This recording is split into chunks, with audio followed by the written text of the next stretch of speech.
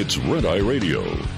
Gary McNamara and Eric Harley talk about everything from politics to social issues and news of the day. Whether you're up late or you're just starting your day, welcome to the show. From the Uniden America Studios, this is Red Eye Radio. Hello and welcome. He is Gary McNamara. I'm Eric Harley as we begin a Thursday. A very special Thursday. Gary, good morning. It is a very special Thursday. Coming up here in just, a minute or so, a bombshell. Bombshell Thursday. It's Bombshell Thursday. It's Bombshell Thursday.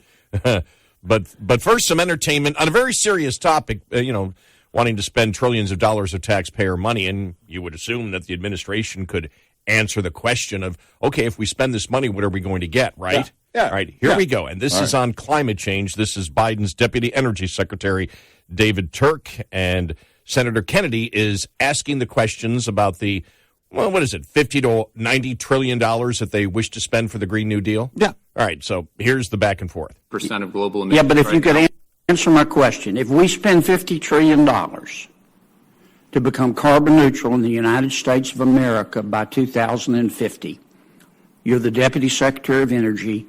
Give me your estimate of how much that is going to reduce world temperatures. So first of all, it's a net cost. It's what benefits we're having from getting our act together and reducing all of those climate benefits. We're seeing. Let me ask again. Maybe I'm not being clear. If we spent $50 trillion to become carbon neutral by 2050 in the United States of America, how much is that going to reduce world temperatures? This is a global problem. So we need to reduce our emissions, and we need to do everything we can. How much, if we do our part, is it going to reduce world temperatures? So we're 13% of global emissions. You don't know, do you?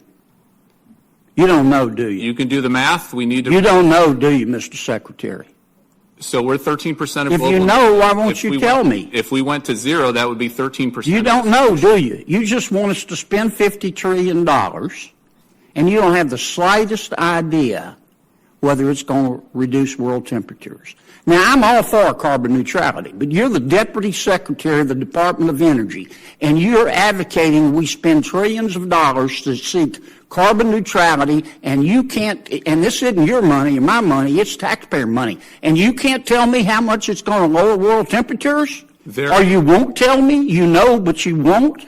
In my heart of hearts, there is no way the world gets its act together on climate change unless the U.S. leads. Tell me how much it's going to reduce. You can't tell me.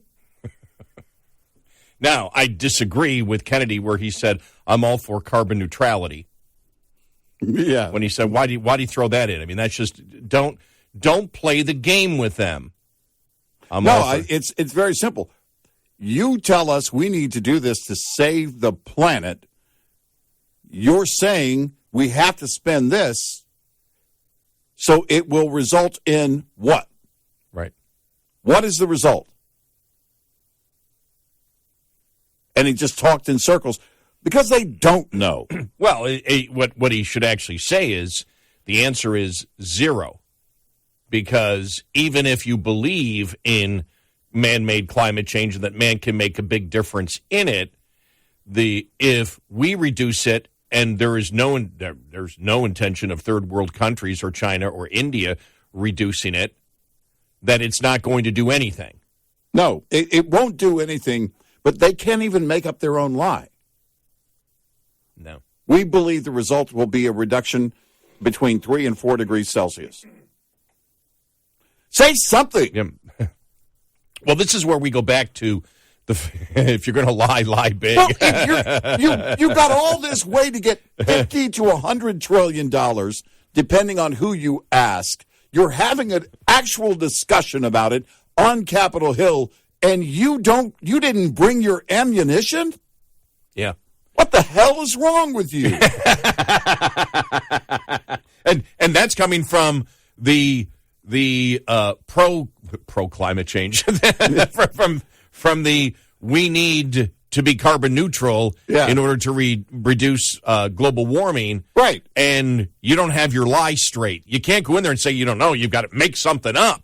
The Biden administration does it all the time. How are you not paying attention by now? You go back, watch the tape.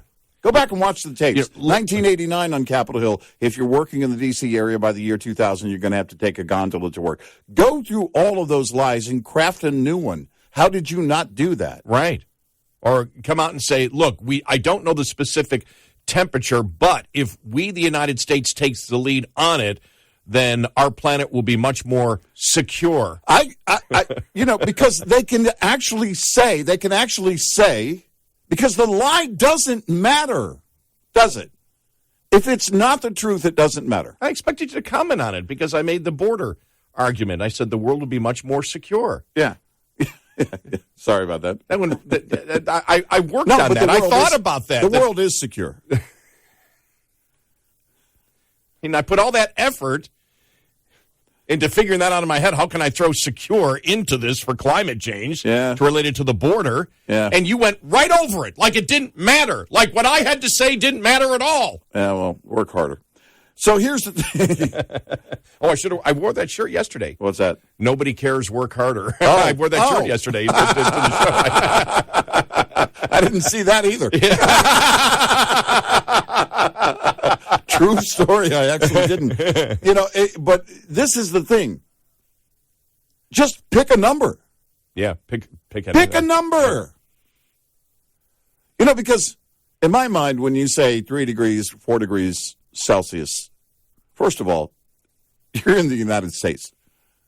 We have no idea what that means Fahrenheit. None. Trust me, everybody has to Google it. Everyone in the U.S. would have to Google it. And that's why you say it. That's why you crap. Do I have to think of every lie for the Democrats? They can't even, they're quiet quitting on their own lies. How are you? Are you all smoking weed? You just show up and go, No, this is where you're supposed to be lying. Create the lie. Because here's the thing. Over that period of time, nobody's going to keep track of it. Except for old talk show hosts. Yeah, I mean, and if you're not going to say Celsius, confuse them more. Say it will reduce it 2 degrees Kelvin. Kelvin.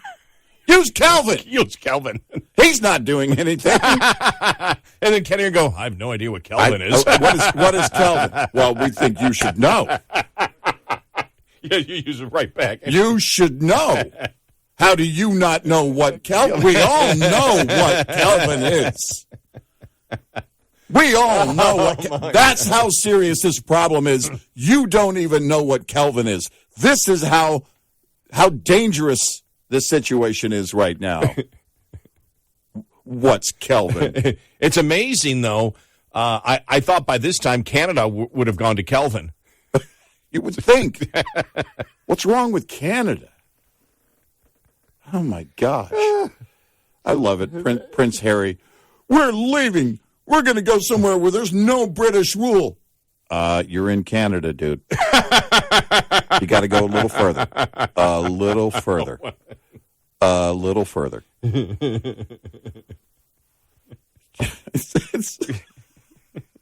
Look at the money. Just look down at the money. Then you'll figure it out. Oh man, I'm telling you. This is the insanity. I had to play it because it was just that was the one audio cut that really made me laugh. And it's like, hey, you don't know, do you? Yeah. Well, what we have to do? No. Tell me. Project out if you're going to spend $50 trillion. Yeah.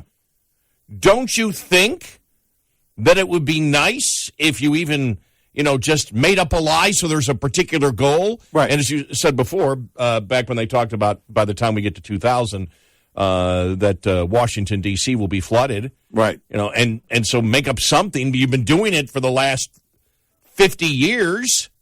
Well, make up something else. 4.2 degrees Kelvin. Yes, exactly.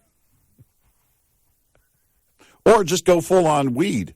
420 degrees Kelvin. I mean, say something. How do you not have the lie? How do you not have the talking points? Yeah, that was... You can't even fake it anymore. You can't even lie anymore. Just grab a number out of the air.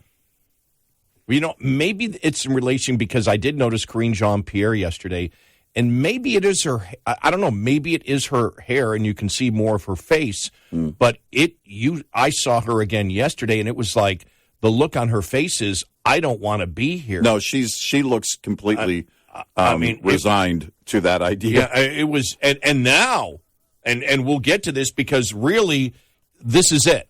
What we found out yesterday, and I was on the golf course when I found it out.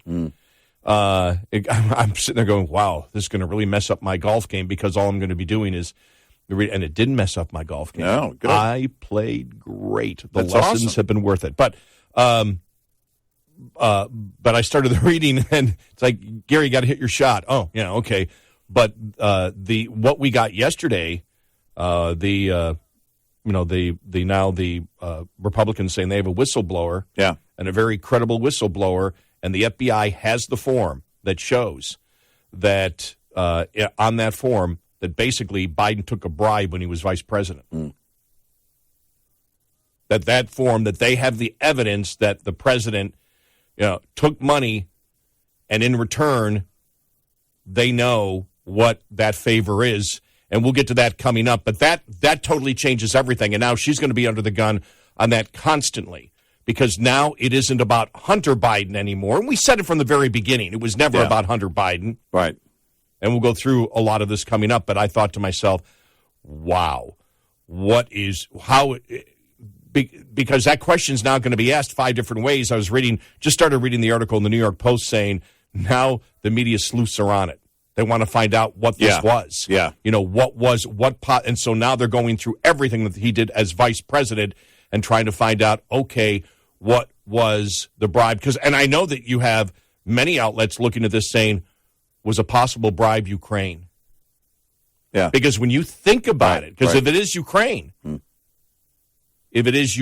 and that's what the whistleblower has, and this document, which is unclassified, apparently exists, and the Republicans have, Comer has subpoenaed that particular thing, it lines out, what the crime actually is.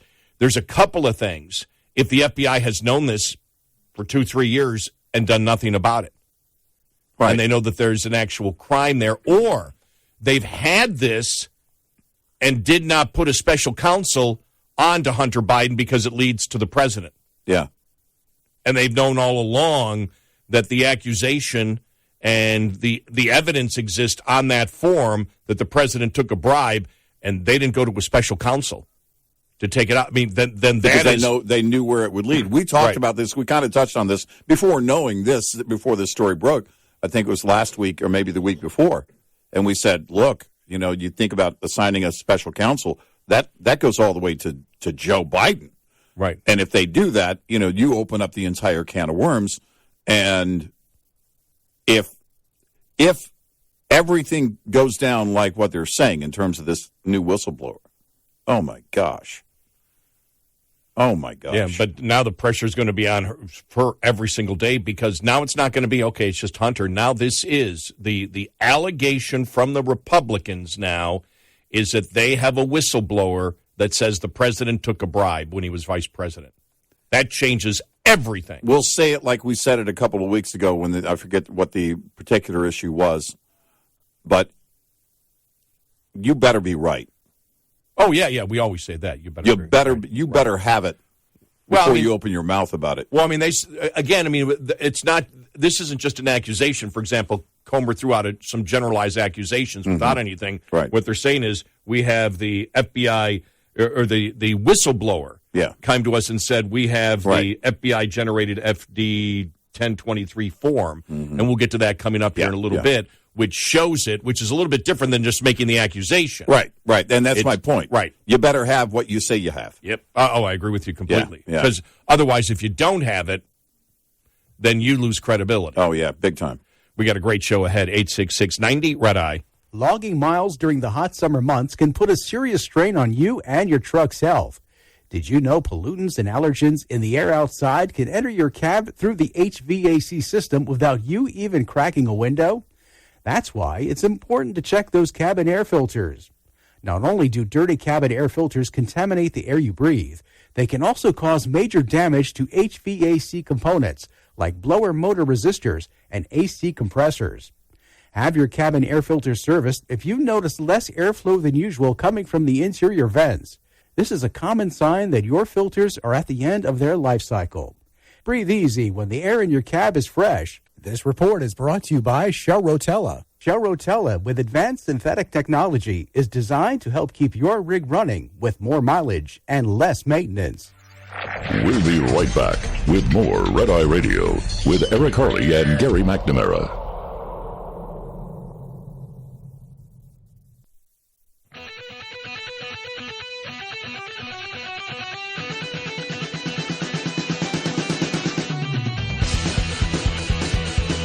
It's Red Eye Radio. He's Eric Harley, and I'm Gary McNamara, 86690 Red Eye. Okay, two things that I want to say. I guess neither are really corrections, but got some feedback where, people said that when we were talking about Paul Stanley yesterday, coming out against the whole, as he did the surgery for minors, the transgender surgery for minors, and he came out against it. Right. And we were just making fun of. We agree with him on it. We were we know that he sides with people, right? Well, critical thinking people, right? We were just having fun with him because of Kiss and the makeup. Yeah. But we actually, some people took that as if we thought he had a differing opinion than we have, and that is not the case. No. Another one, I think it was I can't remember. Was it Twitter? Somebody said that we had used the transgender pronoun for someone who's, like, for example, if somebody was a transgender woman, which means they're a biological male, that we said she. If that happened, it was a mistake. No, we were reading it from a story. They phrased it that way in the story. It was a few days ago. Okay. Yeah. All right. They phrased it. The people who wrote the story. In the story, because that's we will, whatever. It's like if somebody wishes to call themselves Caitlyn, as Caitlyn, Jenner has. They changed their name. Yeah, they changed the name. We'll refer to them as the name, but we don't refer to it because that is a biological label, and so we won't do that. If we read the article, then that would be something different. Right. That we were reading an article verbatim. Okay. Yeah. All right. Because I was like, really? Normally you and I would catch something like that. So that's just wanted to clarify that. So, yes. So here we go. House Oversight Committee Chairman James Comer has subpoenaed the FBI for records alleging a criminal scheme involving then Vice President Joe Biden. A subpoena obtained by news media yesterday, including Breitbart News, where I'm reading this from. The document, an FBI-generated FD 1023 form, allegedly details an arrangement involving an exchange for money for policy decisions between now Vice President Biden and a foreign national. Comer issued the subpoena Wednesday following legally protected disclosures to Senator Chuck Grassley's office. Comer and Grassley wrote to the Attorney General and the FBI Director and said, we have received legally protected and highly credible unclassified whistleblower disclosures. Based on those disclosures that's come to the attention that the Department of Justice and the Federal Bureau of Investigation possesses an unclassified FD 1023 form that describes the alleged criminal scheme involving then Vice President Biden and a foreign national relating to the exchange of money for policy decisions. It has been alleged that the document includes a precise description of how the alleged criminal scheme was employed, as well as its purpose. We'll continue with this coming up, because that's the biggest bombshell of this administration so far. Yeah, this one goes straight to the top. Yep.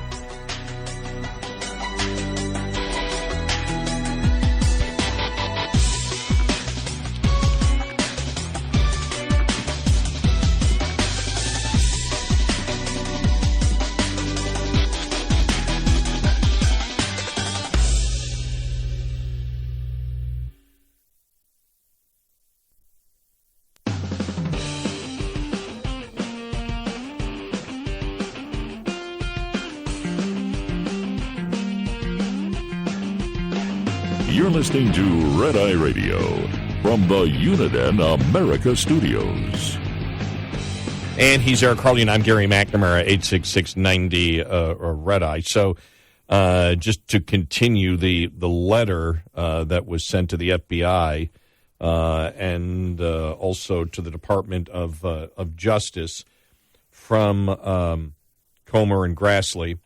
We have received legally protected and highly credible unclassified whistleblower disclosures. Based on these disclosures, it's come to our attention that the Department of Justice and the Federal Bureau of Investigation possess an unclassified FD 1023 form that describes as an alleged criminal scheme involving then Vice President Biden and a foreign national relating to the exchange of money for policy decisions. It has been alleged that the document includes a precise description of how the alleged criminal scheme was employed as well as its purpose. Based on the alleged specificity within the document, it would appear that the Department of Justice and the FBI have enough information to determine the truth and accuracy of the information described within it. However, it remains unclear what steps, if any, were taken to investigate the matter. The significant public interest in assessing the FBI's response to this information, as well as growing concern about the Department of Justice and the FBI's track record of allowing political bias to infect their decision-making process, necessitate exacting congressional oversight. Necessitate exacting congressional oversight. The Department of Justice and FBI appear to have valuable, verifiable information that you have failed to disclose to the American people. Therefore, Congress will proceed to conduct an independent and objective review on this matter, free from those agencies' influence. And then I'm going to hear from Breitbart. Here's the analysis. Elements of potential bribery scheme involving Joe Biden and his family members' overseas business interests has been evident for years. Breitbart's Joel Pollack wrote in March that there was evidence supporting the impeachment of President Biden for bribery.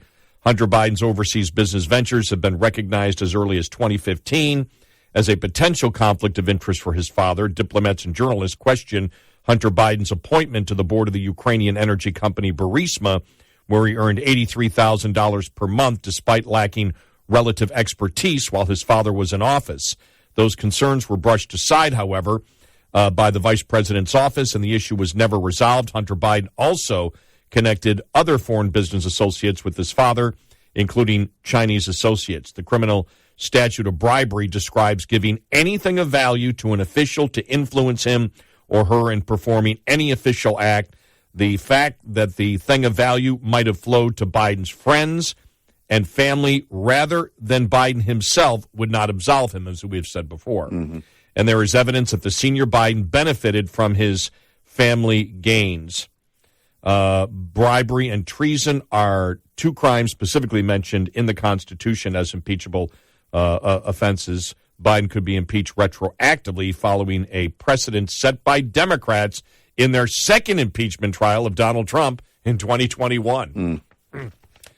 And then going to the New York Post here, a whistleblower tip about the document allegedly putting President Biden at the center of a bribery scheme triggered a guessing game across Washington on Wednesday as journalists and politicians pored over Biden's extensive history of interactions with his family's overseas business associates.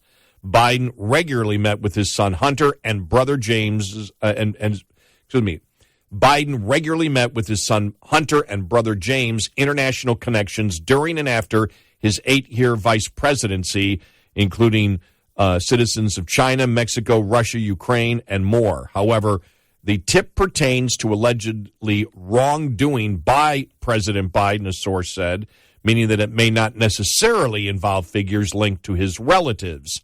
House Oversight Committee Chairman James Comer and Chuck Grassley revealed the whistleblower information Wednesday, saying the tip involves, quote, an alleged criminal scheme involving then Vice President Biden and a foreign national relating to the exchange of money for policy decisions. It is as explosive. If it is as explosive as we have heard, we expect it will be very difficult to get. Then they're talking about the form, actually. Grassley told Fox News Wednesday afternoon, but we know it's unclassified now, and the American people deserve transparency from the FBI, and that's what this is all about. Yeah, if it's unclassified, there's no excuse at all. Right. And the thing is, now that the allegation is out there and it's unclassified, the pressure will be on. If this document exists, the pressure will be on the Department of Justice to release it. That will be the question over and over again. Does this document actually exist? And that's it. And because there is no excuse otherwise.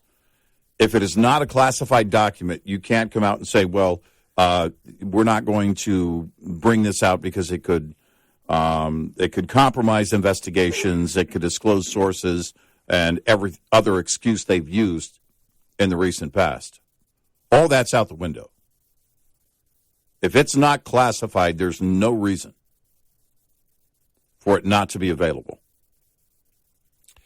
And so, you look at some of the possibilities, Ukraine, the whole Burisma thing. We know that just 3 days after Hunter joined the board, the White House National Security Advisor Jake Sullivan, then a vice presidential aide, told reporters on Air Force One en route to Kyiv that Joe Biden would push for U.S. support of Ukraine's national gas industry, which later was awarded $50 million by Congress. Mm-hmm. And we brought that up. Is that possibly what they're looking into? Yeah, that's the, I guess that's the question. It also, if it was known, and that would be my question too, how many individuals were aware of this? We go back to the Obama years. If the allegations are true, how many knew about this? And also, is this why he wasn't the nominee in 2016? I mean, you have to ask yourself these questions. Because if they thought they weren't going to get away with it, if they thought there was a risk of this coming out back then you basically have to tell them, you don't want the spotlight on you right now. And they go through all the different possibilities there. They talk about the White House stenographer Mike McCormick, who recently outed Sullivan as the anonymous U.S. official who briefed U.S. reporters on that flight. And McCormick is the one who said, "No, I was there. I mean, I was there. I saw the influence peddling actually in action. I saw the criminal event." Now, the New York Post says that it says here that White House stenographer Mike McCormick, who recently outed Sullivan as an anonymous U.S. official who briefed reporters on the flight, tells the Post he did not contact the FBI in June of 2020, ruling him out of involvement in the latest disclosure due to the date specified in Comer's subpoena. So he's not the whistleblower. Right. It's not McCormick in this case. Obama Biden administration visitor logs show Joe Biden met with his son's business partner, Devin Archer, a since convicted felon, in 2014, around the time that Hunter Biden and Archer joined Burisma. And Joe Biden raised eyebrows by visiting the island of Cyprus, where the gas firm's corporate headquarters were located in April of 2014. The thing is, and one of the things that, again, it was pure speculation on our part, but we have stated this for the longest time, the whole thing with impeaching the president over Ukraine. And we've always asked the question that now that you can look at it now, and if you're not if you're just not a Trump hater, if you're somebody who says, what's the evidence there? The impeachment was completely bogus. Yeah. And we even asked the question, was Trump getting too close? And this is pure speculation, but that's all we have because, as we know, nobody in this administration will let the American public know whether something is true or not true. Right. If the evidence doesn't exist, if this form doesn't exist, you better. I would have thought you would be out today. The statement would have been out today. We don't have this document. It doesn't exist. We don't have evidence. Yeah, the story is false. The allegations are false, right. and it doesn't exist. I mean, that's going to be their only play. But we have asked all the time: was Trump getting too close? Was that actually when he said that? Yeah, right. Because before any of all this stuff has come out over the last couple of years, even at that point, we said, well, no, there's a legit concern because we knew at that point that the Obama State Department was concerned about Hunter's role there. And we said, well, right there, that's public knowledge. Right. So Trump bringing it up to sit there and say, that Trump somehow should be impeached for this, right. that there wasn't a concern about Hunter Biden and possibly, influence peddling at that time, because that was the whole point. If he was being paid and he knows nothing about the national, he knows nothing about the natural gas industry whatsoever. And his father is the point person on Ukraine. That was the beginning of the possible influence peddling. And we said that during the impeachment. Yeah. Way back then. Right. And then they go through, the different other possibilities with Burisma. And then this is Mexico. Joe Biden, as vice president, was closely linked to his family's Mexican pursuits, as both Hunter and James Biden courted the country's business elites. And they talk about Hunter Biden visiting Mexico at least 6 years in a row from 2011 to 2016, while his father was vice president, according to laptop records. I'm sorry, with laptop, I'm just thinking of the paternity suit. Well, we don't know if the laptop's his, but we're charging anybody who looked at the laptop of invading Hunter Biden's privacy. Yes. While his father was vice president, according to laptop records, and communications include references to Joe Biden, though details remain vague about the amount of money that changed hands and then the vice president's specific involvement. Then they go on to, the different people that Biden visited there. Then they go to Russia. And they talk about the oligarchs, where they got money from them, and then they were, they did not, suffer the sanction release. Romania, China, I mean, they cover a bunch of different countries there. So as the possibilities, but that's what you're going to have now. Everybody's going to be going over everything, because now the one excuse from the media was this was about Hunter Biden, and Hunter Biden isn't president. Right. Now everything, you've connected all the dots. Yeah. That defense is gone. The allegations have connected all the dots. Right. I want to make sure. Right. Yeah, if this is accurate and true, then you're there. My gosh, if they find this. But here's my question. Is the left really going to be that upset?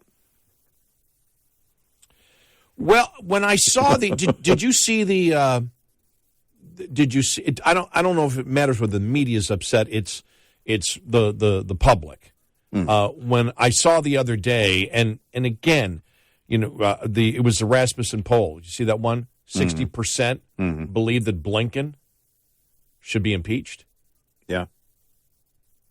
That was surprising. Now, that was for it to be that was high. and I've got to say, I have questions. I'll put it this way: I have questions about Rasmussen polling, because Rasmussen polling was one of the polls that showed Biden was down by over 20 points a year and a half ago, and what was it? A couple of days ago, Biden's approval rating was better than his disapproval rating. Right. And a couple of days later, they do this thing on Blinken, and 60% of people believe he should be impeached. And in my mind, I'm like, okay, what's your process, Rasmussen? What are you doing now in your particular polling? Because none of it seems to, I won't say none of it. Well, yeah, none of it, because I don't believe the president has a positive rating of likely voters. Yeah, I just don't buy it. And so, but when I saw that the other day, that Rasmussen said that 60% of Americans, and I'm assuming that would be voters, because that's what they do, likely voters, believe that Blinken should be impeached. Yeah. And, that's what you're worried about at that point. Because Americans, there's two things Americans still don't like. One is when politicians don't pay their taxes, and the other is influence peddling. Yeah. And if this goes beyond influence peddling to bribery, because that's the point. Now you have an allegation of a serious crime, and then you take everything else out there, and you say, if you can prove this crime, and then you see over, the last 15 years, hundreds of millions of dollars went to Biden's foundation, tens of millions of dollars to his family and all the different family members. Yeah, yeah. And you're just like, whoa, at that point, and people are going to want to see what that document is. 866-90-RED-I. Get in touch with Red Eye Radio, toll free at 866-90-RED-I.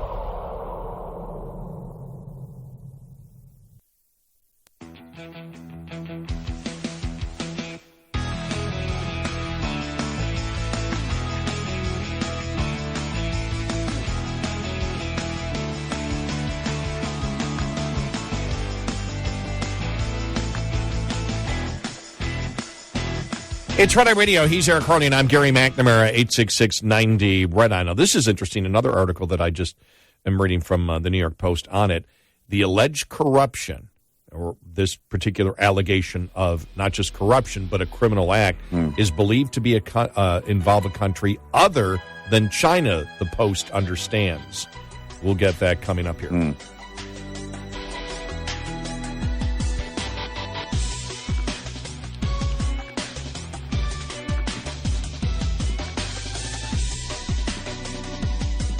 Top of the hour news is brought to you by House Products. Visit houseproducts.com. This is Red Eye Radio on Westwood One.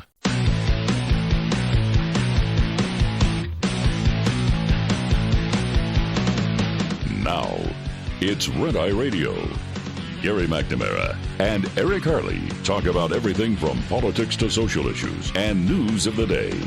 Whether you're up late or you're just starting your day, welcome to the show. From the Uniden America Studios, this is Red Eye Radio. All across America and around the world, 866-90-RED-I. He is Eric Harley, and I'm Gary McNamara. Good morning. Download our Red Eye Radio app today. Listen when and where you want if you can't listen live overnight. And thank you for being here. Well, surprise, surprise, surprise. You finally got the allegation of criminal wrongdoing of President Biden. Not surprised by this, by the way. Not surprised because you don't look. What do they say? If it smells like a duck, it is a duck. Or what is it? Is that what? Or walks like a duck. Walk, not smells like a duck. Quacks like a duck. It smells like a duck. If you roast it, put some wine sauce on it. Okay. A little bit of potatoes on the side, and then it tastes like a duck, also a duck. And that's why you didn't have a lot of support from a lot of Democrats that would defend the president. And when they did, they would say, well, this is about Hunter Biden, or you'd have the occasional, well, the Trump family makes money off their name. Why can't the Biden family? And that didn't go too far because you can easily dissect that opinion by stating, well, because the Trump family actually is in a legitimate business. What business that a business that provides a product? What is the product? What is the product or service that is worth paying Hunter Biden and the Biden family tens of millions of dollars? And if you talk about their foundations, hundreds of millions of dollars from foreign sources. What did those countries get in return for that? And why is Joe Biden the person that all these countries have decided to enrich his family and his foundation to the tens and hundreds of millions of dollars? Why is that? Because other politicians aren't getting that.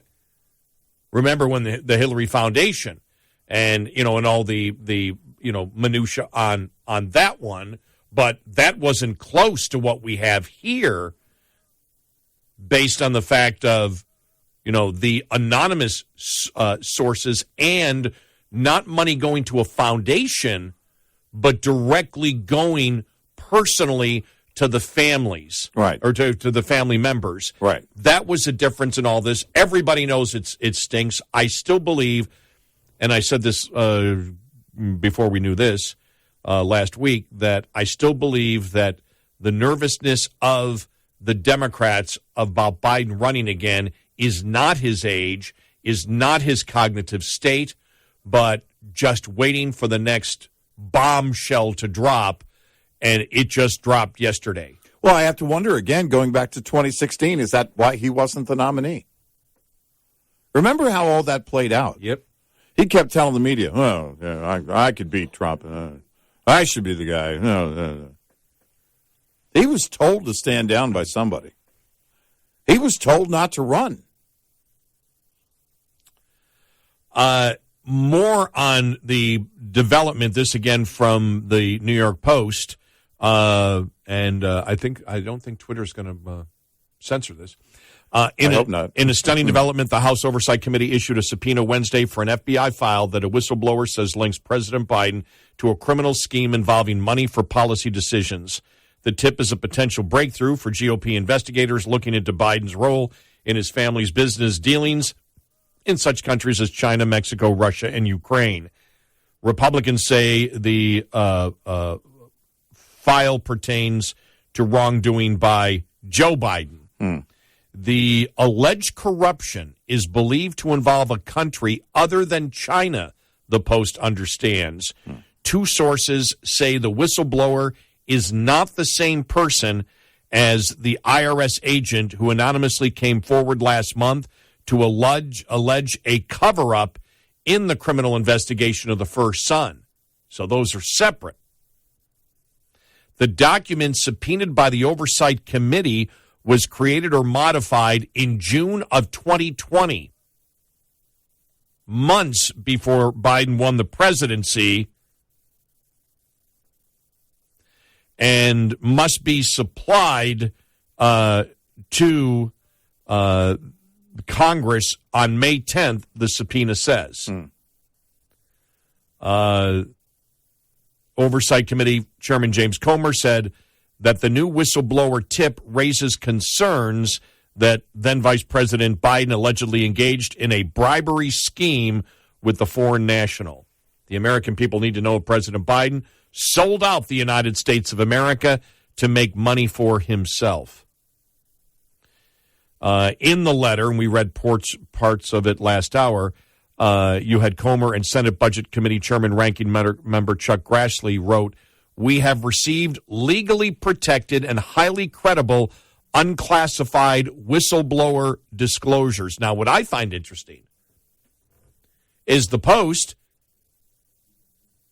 I think we're going to find out. I wouldn't be surprised the next week if we found out exactly what this allegation is, because the Post says they have two sources that know who the whistleblower is. Well, see, that's what I wondered about yesterday when this was breaking. I thought, well, how long before we know what it is?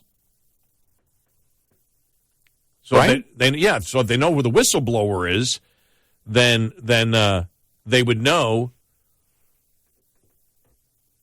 And I guess, maybe I'm making too much of an assumption that the whistleblower actually would know what's in it, but you don't come forward unless you know what's in that form. Or to back up here, if you're an official whistleblower, if you're going through the whistleblower process, you don't leak it to the media first. You would go through the proper channels to bring that information the way that you're supposed to, so that you're not accused of doing something illegally. Okay, all right. Because you may be still an employee of the FBI, right? So you can't share it with anybody else. You can't share that information, even if it's unclassified. Right. You can't. There may be a rule that you can't do it, and so you need to go through the whistleblower process. Okay. Knowing that there is a whistleblower would be different than knowing what the whistleblower has, if the whistleblower wants to go through the proper process. Based on those disclosures, it's come to our attention the Department of Justice and the Federal Bureau of Investigation possess an unclassified FD 1023 form that describes an alleged criminal scheme involving Vice President Biden and a foreign national relating to the exchange of money for policy decisions. The letter sent alongside the subpoena adds, it has been alleged that the document includes a precise description of how the alleged criminal scheme was employed as well as its purpose. Based on the alleged specificity within the document, it would appear that the DOJ and the FBI have enough information to determine the truth and accuracy of the information contained within it. However, it remains unclear what steps, if any, were taken to investigate the matter. The White House spokesperson Ian Sams sought to downplay the news. Quote, for going on 5 years now, Republicans in Congress have been lobbying unfounded, unproven, politically motivated attacks against the president and his family without offering evidence for their claims or evidence of decisions influenced by anything other than U.S. interests, Sam says. Well, that's not true.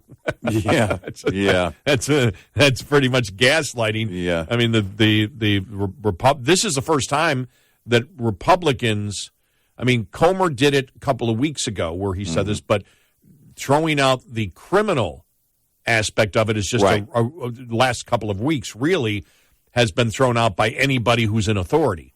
Right. And as we have stated all along, and if you've been listening to this show, we said it could have been influence peddling, but there may be no laws broken at that point. And we went through the possibility of laws that would be broken, which, would be bribery, would be not reporting the income on again, that's one of the charges against Hunter Biden. He didn't report it on his taxes, and you wonder, well, why didn't you? Yeah, and then possible wire fraud, that kind of Wire fraud, stuff, things like that. Right, exactly. Not registering as a foreign agent. Foreign agent, yes. But we have, again, those are allegations, and we look at the possible charges there. So that's a little bit of gaslighting there from Ian Sams.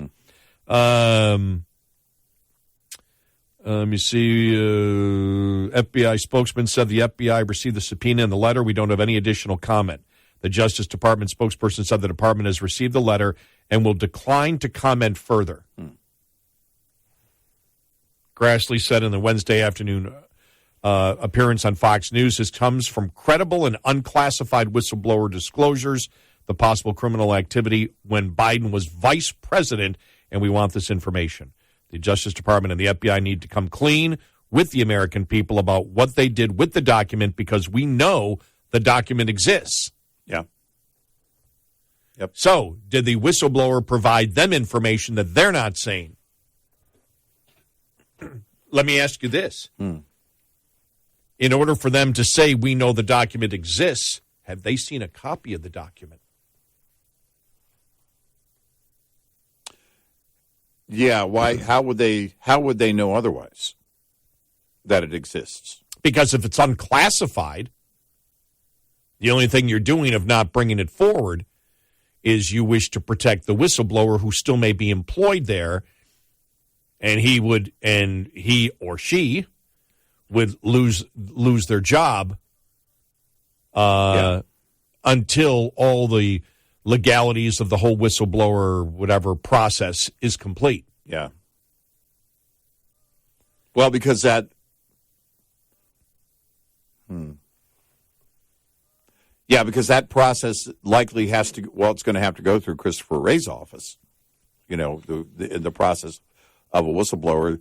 The CIA has a different process, and I don't think it applies the same to the FBI. So, but there would be a process. So maybe they just have to wait.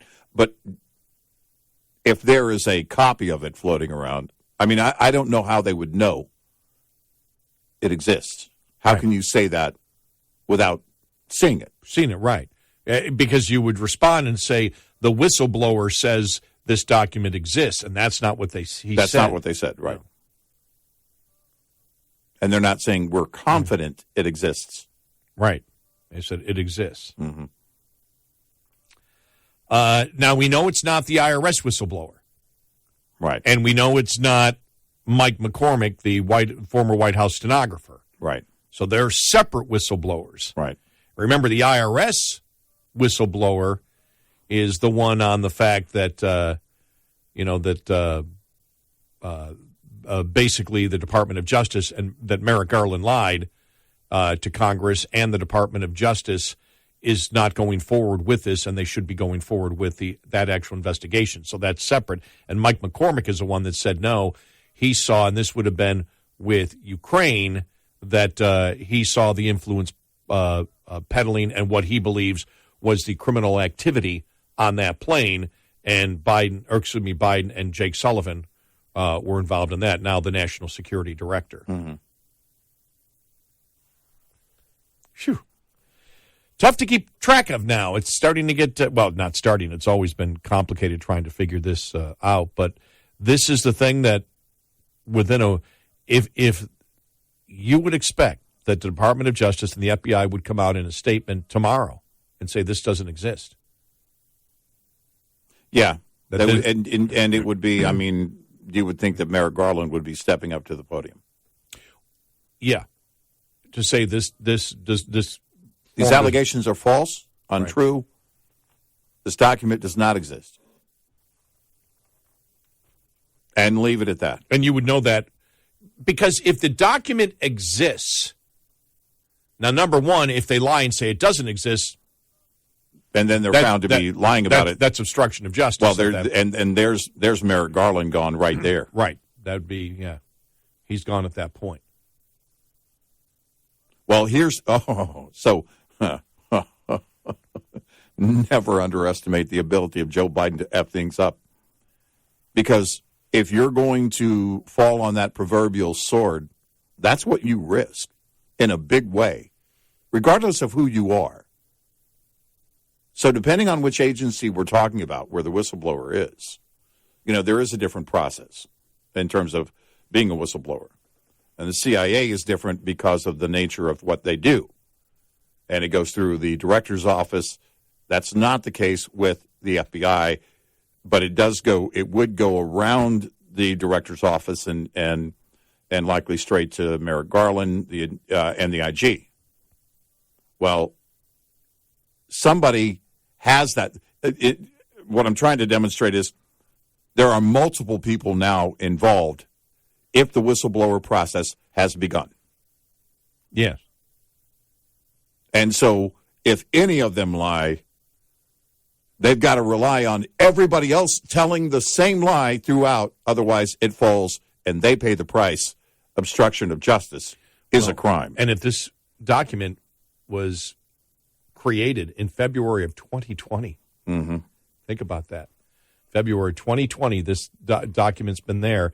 And so for 3 years, and if they know it's true, that may not be obstruction of justice, but it's a cover-up.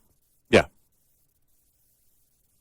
In the FBI and the Department of Justice. Yes, no, that's the next big thing. Who's known about it all this time and did nothing about it? 866-90-RED-EYE. Surviving and thriving as an owner-operator has just as much to do with managing costs as it does with generating revenue. Like the chief financial officer of any company, you have to be concerned about rising costs, especially without increases in revenue. Trying to reduce costs, let alone make sense of them, can be a complicated task. Understanding basic principles of operating costs can save you thousands of dollars a year. A penny saved could be $1,000 earned. Saving just 1 penny per mile over 100,000 miles driven annually will deliver $1,000 to the bottom line at the end of the year. Owner-Operator Business 101 is provided by Shell Rotella. Shell Rotella, with advanced synthetic technology, is designed to help keep your rig running with more mileage and less maintenance. Lines open for your calls. 866-90-RED-EYE on Red Eye Radio.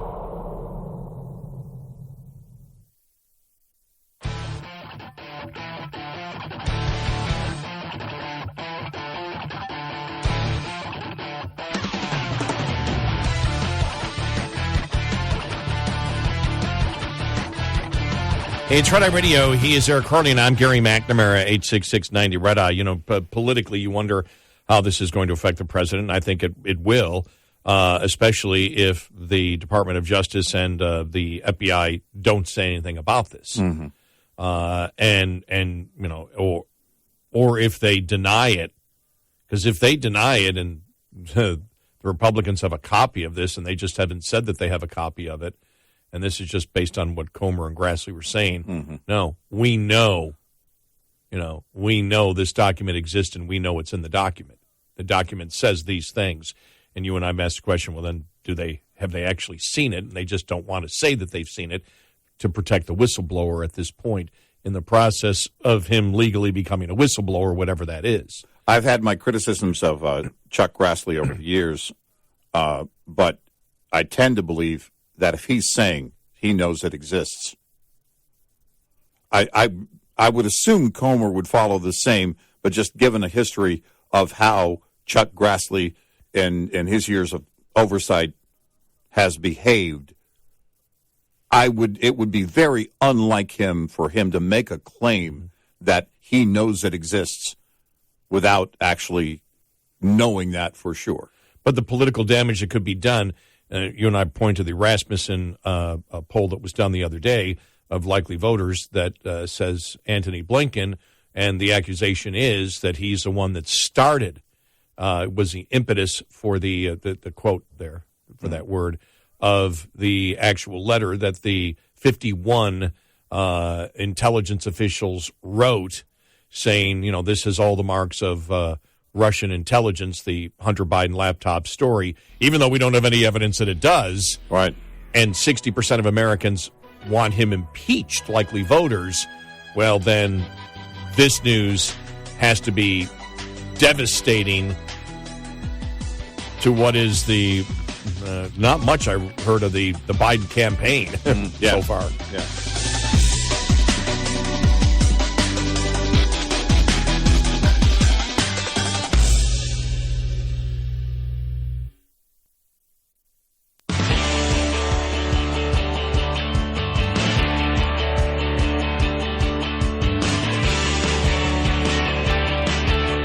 Call in and get a word in edgewise. Eric Harley and Gary McNamara on Red Eye Radio. It's Red Eye Radio. He's Eric Harley, and I'm Gary McNamara. Good morning. I guess my question is, I was reading an article about Biden's campaign, that they only have a few people working on it right now. And the fundraising so far isn't that hot at all. We'll get to that story a little bit later on. But I guess my question is, with this new allegation that Republicans are throwing out, that there's a new whistleblower that says the document has existed since February of 2020, that the FBI and Department of Justice have, which shows the criminal scheme between Biden, then vice president, and a foreign national. Mm-hmm.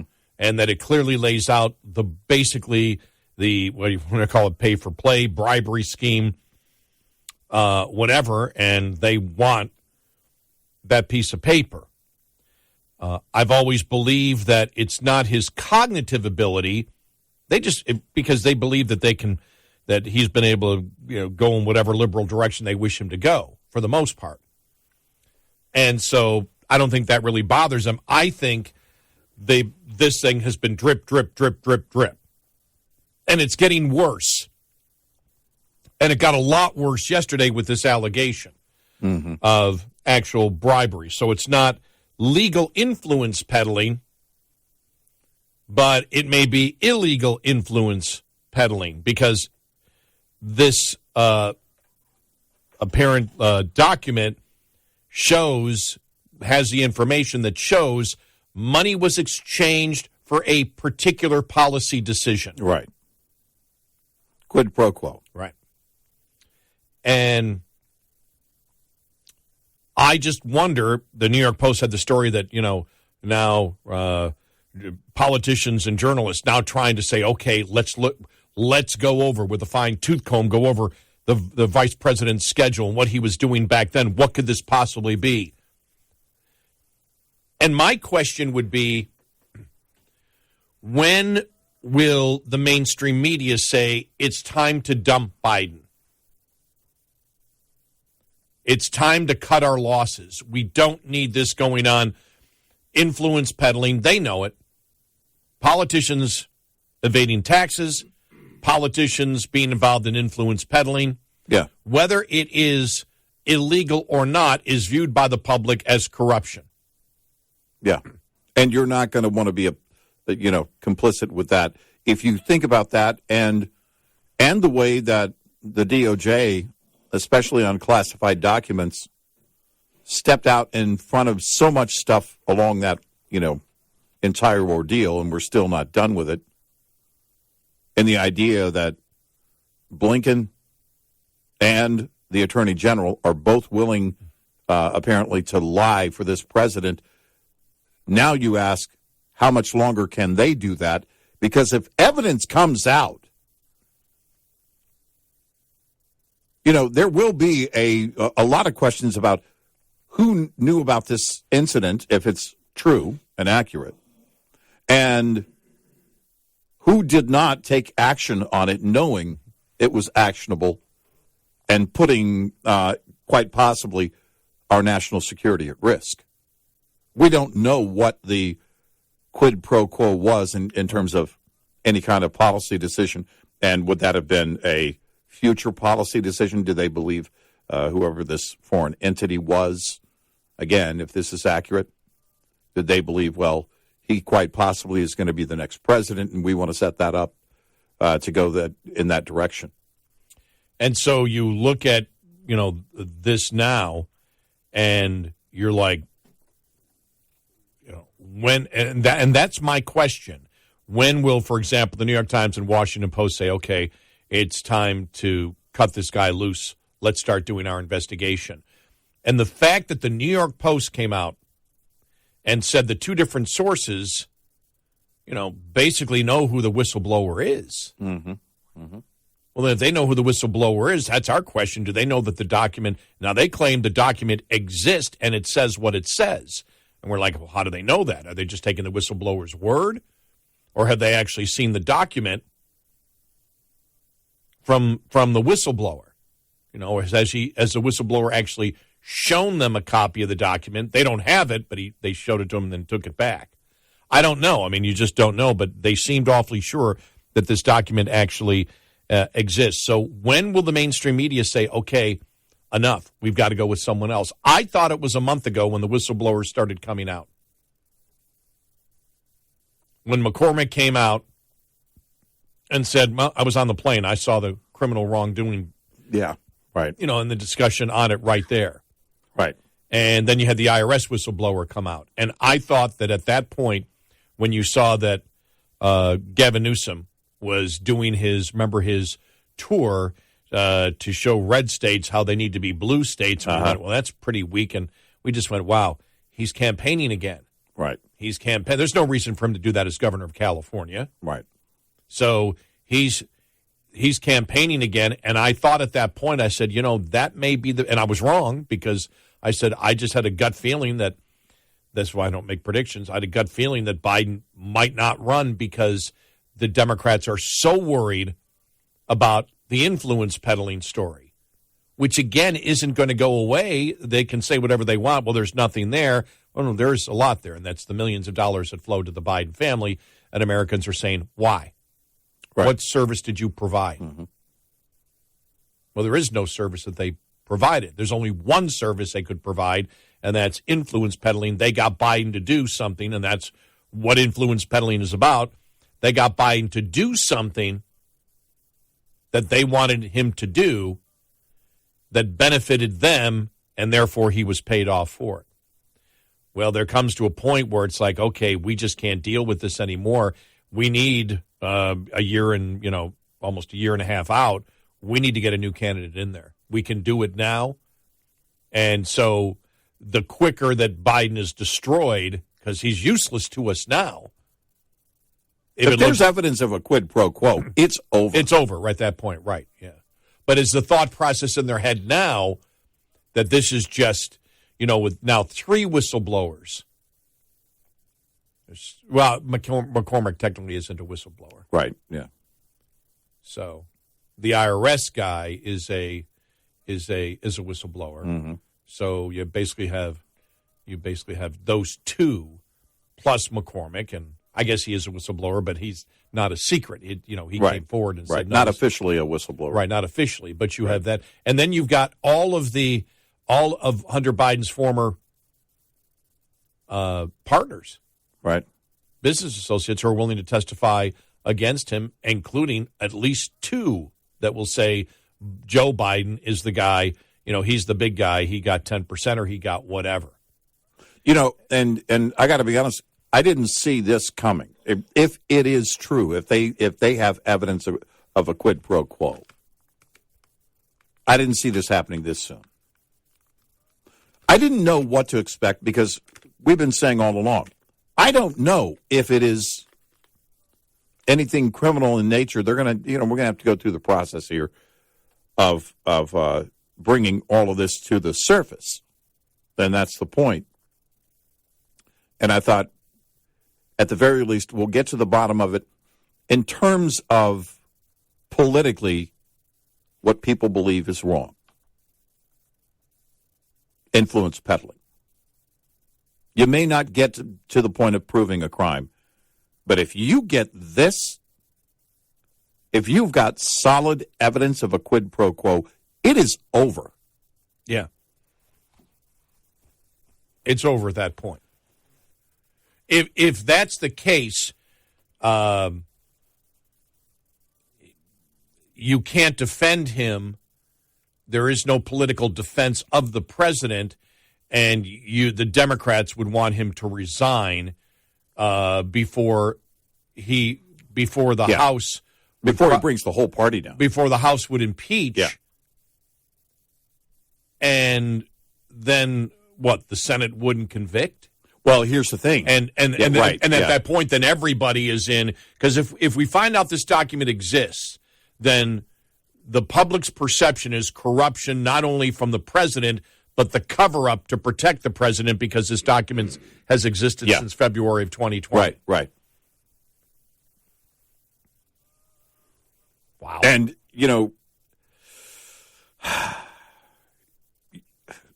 I could see a Merrick Garland saying, well, I wasn't aware that this document existed. In other words, trying to cover his own backside. I guess Director Wray could do the same, but Director Wray has been in his position longer. That's going to be harder to believe. Yeah. Again, depending on where this document is coming from. And so the point is that when you start seeing people in the position of defending themselves and not the president, you'll know. That's why it's important, as you brought it up earlier, to note that so far nobody's come out and said, these allegations are false. We might see it, maybe today or tomorrow. Maybe Merrick Garland or someone else steps up and says, these allegations are false. There is no such document. The media reports are untrue. And if they do that, then, I don't know where it goes. Because we also pointed to that and said, if they do that and the document does exist, they go down with it. And you don't want to go down for Joe Biden if you believe he's going down anyway. That will be the tell.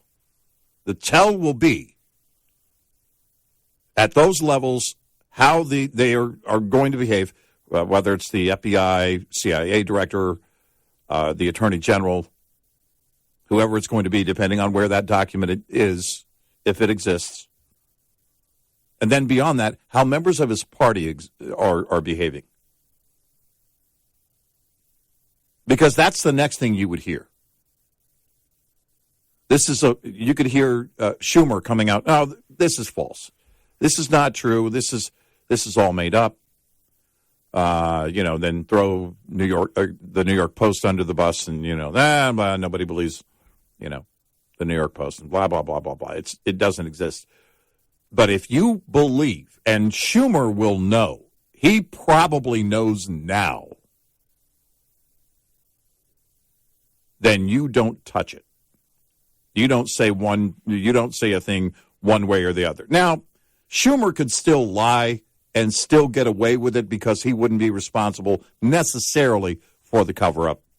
Mm-hmm. It would just be a political fallout. There may not be an obstruction of justice that you could bring for someone like him, like you could a director. No, he's not involved in it at all. That's what I mean. Yeah. Is that he could still lie, right? But will he is the question. Right. If the president's party kind of turns their, they close the door and draw their shades, then that's the tell. That's going to be the first tell, that nobody's stepping out in front of this. Remember, the laptop story, by now, they already had the New York, I know Twitter is different now, but they were already in shutdown mode. Well, this is different. The laptop store owner was not a member of the intelligence community. The laptop store owner was just a guy who happened to have something fall in his lap. And now you've got, if it's an official whistleblower and they have the goods, this changes. It's over. Everything. Yeah. It is over. It's over. 866-90 Red Eye. Get in touch with Red Eye Radio, toll free at 866-90 Red Eye.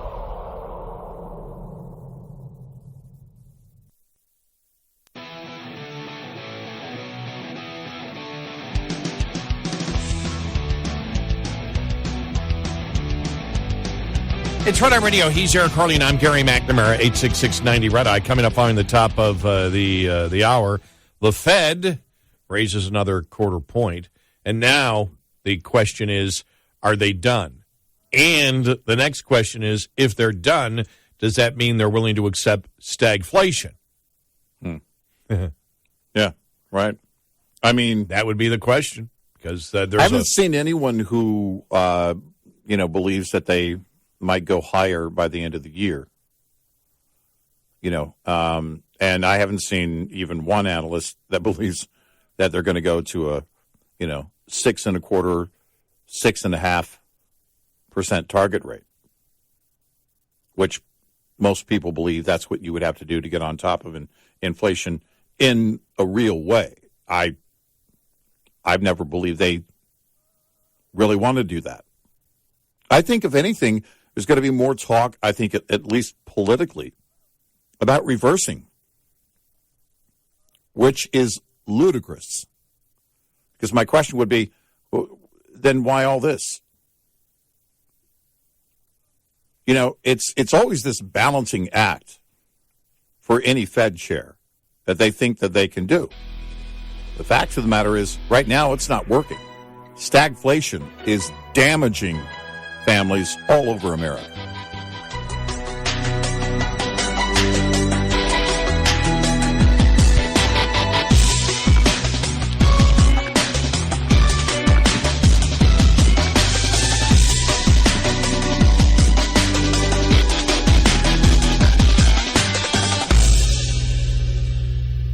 This is Red Eye Radio on Westwood One.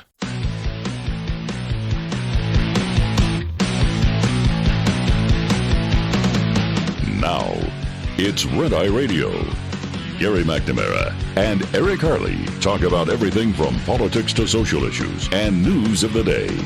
Whether you're up late or you're just starting your day, welcome to the show.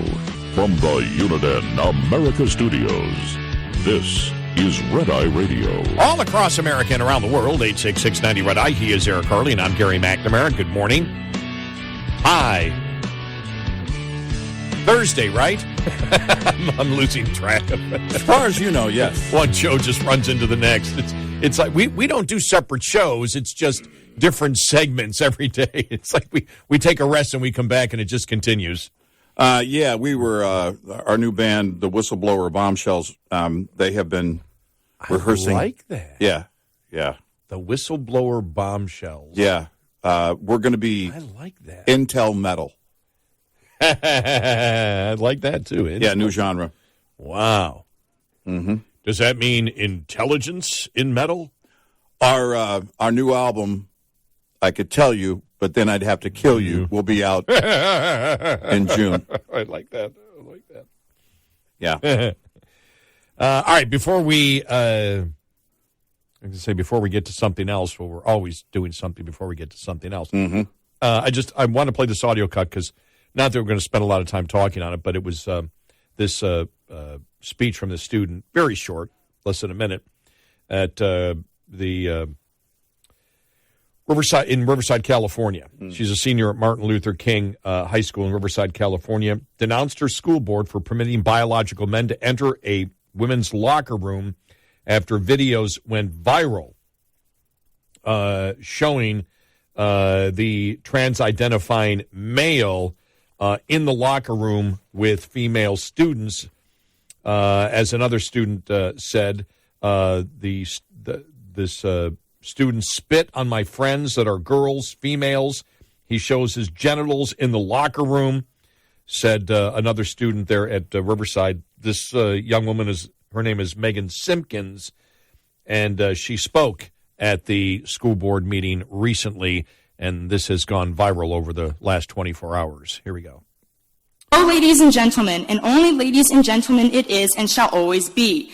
I am an 18-year-old high school student and wanted to take this time to bring to your attention the current issue with biological men claiming they are women and in turn truly believing that they are entitled to use women's spaces. There was an incident within our district that occurred recently regarding a transgender woman who really is a biological man having an altercation with a young woman at MLK High School. It was infuriating when I had seen the video on social media, but what was detrimental to this is the fact that this man is and has been using the women's restroom and locker room. Firstly, the question we must address is why are we affirming the mental confusion of this boy and putting the safety of women in jeopardy by allowing mentally confused men to use the women's spaces? Of course, any male who claims he is a woman will accept it. But what about the women? What about the true girls like myself who are female down to our DNA? Why don't we ever get a say in whether or not we are comfortable with this? The truth is, we aren't. The majority of us aren't, and yet nothing has been done to protect the safety of these women. I will conclude with this. It all starts with you. You are in charge of the safety of us women and the kids of our parents. So please do something about it. Thank you. What you can hear is a lot of women cheering, a lot of young women cheering. Yep. Those were young women cheering. Yep. And this is in Riverside, California. This is in California. Right. And so... Well, you go back to happy it. to see it. One of our first discussions, remember, was out of a school from a school out of California. Yep. And it was a bathroom incident. And the child was being called a bigot. 8-year-old child, I believe it was. I believe, 8 or 9-year-old, yes. something like it that. was Yeah. grade school, so I think it was 8 or 9. And, wow. I'm glad that this student here was standing up. I'm glad that she also had support. If you're seeing that in Riverside, you're going to see that. You could see that anywhere, and I think we talked about it. You're seeing now the uprising. You're seeing the line drawn. This is because this was never about acceptance. And, we asked from the beginning, well, the transgender student isn't comfortable being in the male locker room. So then all of the girls in the girls' locker room should be made uncomfortable for one person. No. Absolutely not. Absolutely not. And the intimidation factor has been real. The mob has been very active in this regard. But you have more and more, not just women. You have members of the gay community coming out saying, we don't want to be a part of this. This is not our fight. And, I'm glad it's happening. I'm glad it's happening. Because we have to have the real conversation. Number one, about the mental health of any of these children. We have to have the conversation about the DOJ legally going to war with states over genital mutilation surgery. Man, I'm so glad that is in the courts. I hope my confidence isn't shattered, because right now I'm confident that we'll win this in the courts, that the state of Tennessee will win. But I could be wrong. But this is, you talk about the consensus. You talk about the entire pulse of Americans. When you measure it, it's very clear. Very clear.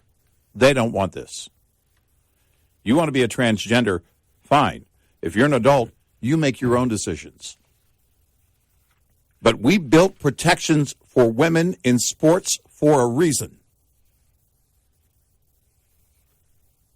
And the fact that we're at this place having to fight all over again for those same protections is insane.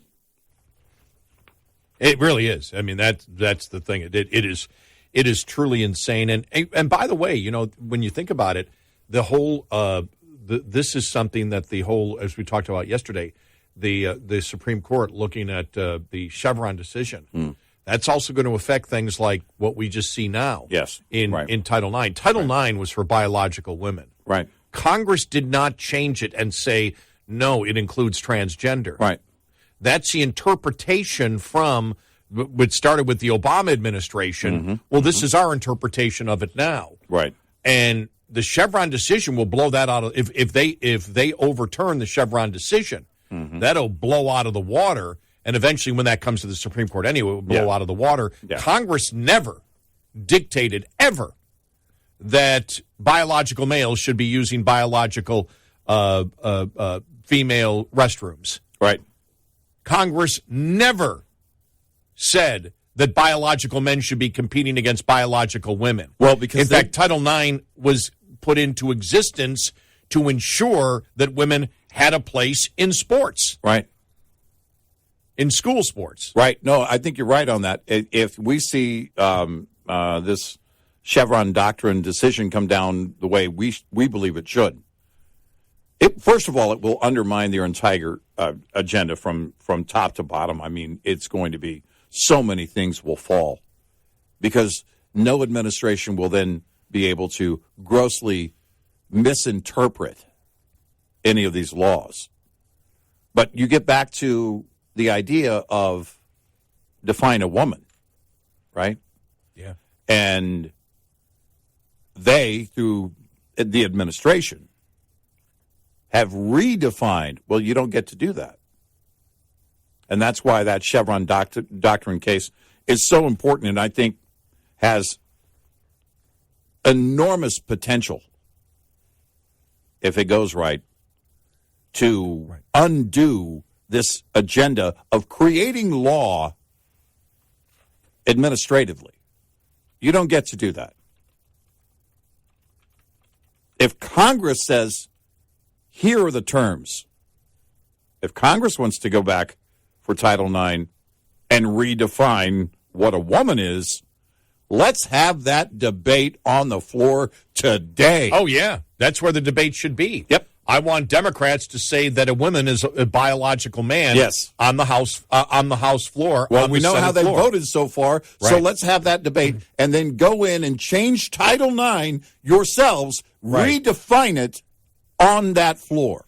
And you know, when we were talking about the case, and this is just so people know, we're just briefly go over it. We did it in more detail yesterday, but the case, the Chevron case, is what set the legal precedent that a court should defer to the agency's answer or interpretation of a particular law, holding that judicial deference is appropriate where the agency's answer was not unreasonable. So what they're saying is, if a law, for example, if a law like Title IX exists that was passed by Congress and is there to protect biological females, but when you passed it, you simply said this is to protect women. Well, the Obama administration came in and said, well, no, it's for transgender men too. Biological men fit the definition of women because that's what we now believe. And the Chevron decision would say, well, that's reasonable. They say that's a reasonable opinion because thought processes have changed, and now there is a small minority that run the government that believe that a biological male can be a biological female because they say so. Right. And that's reasonable, and therefore they can change a law like that. Right. Getting rid of the Chevron decision would simply say, well, no, you can't do that. Now, you can do it. If the government wishes biological males to compete with biological females in schools, and they're willing to say, if you don't allow that, we will remove federal funds. If Congress passes it, then it becomes a law. Exactly. But Congress didn't pass it, and that's what it's about. And the case with the Supreme Court right now is a law that was passed for fishermen, for fishing boats, where the government said, where Congress said, you can have people monitor, government people can go on these boats and monitor to make sure that the fishing boats are doing the right thing, that they're abiding by all the regulations. And that's all the law said. Well, Congress, or not Congress, but the federal government came in and said, well, these fishing boats have to pay for those monitors. Right. And the fishing industry has said, that's not in the law. Right. The law simply, and they said, well, and it was funny because even the judge, the last judge in the appeals court, said, no, it's not in the law, but we believe it's reasonable for them to do this. Because of the Chevron decision, it's reasonable to say, okay, these fishing boats must pay for these monitors when Congress never dictated it. Right. And it's like, well, no, you can't charge fees to someone because the bureaucracy says you should. If Congress wants to, if they want to impose a funding mechanism and say it's going to be a fee, a licensing fee or a tax or whatever on those fisheries, then fine. They can do that. But the administration came in and created their own funding mechanism in order to enforce this law or this rule, and you don't get to do that. No, you don't. And that's almost like the mayor of your town saying, okay, from now on, and I thought you brought up the perfect analogy yesterday, from now on, if the police visit your home. Right. If you call the police, you got to pay for them for the time that they're on your property. Right. Now, if the city council passes it, then it's fine. But if the mayor just says it's an executive order. Right. Well, no, because the people's representatives did not approve that. And you use the case of the Coast Guard. The Coast Guard. The Coast Guard out there. Because they have authority to board your vessel. Yep. And so if they board your vessel, then, and imagine this, for the time that they're on there making an inspection, doing an inspection, which can take a long time, you've got to pay for the salaries, basically the cost of that entire event. You're going to have to pay that fee. Well, no, it doesn't work that way. Look, if Congress passed, if Congress said it would, that's how it's going to be funded. But if the Coast Guard did the reason they don't is because they know that politically people wouldn't stand for that. Right. 866-90 Red Eye. We'll be right back with more Red Eye Radio with Eric Harley and Gary McNamara.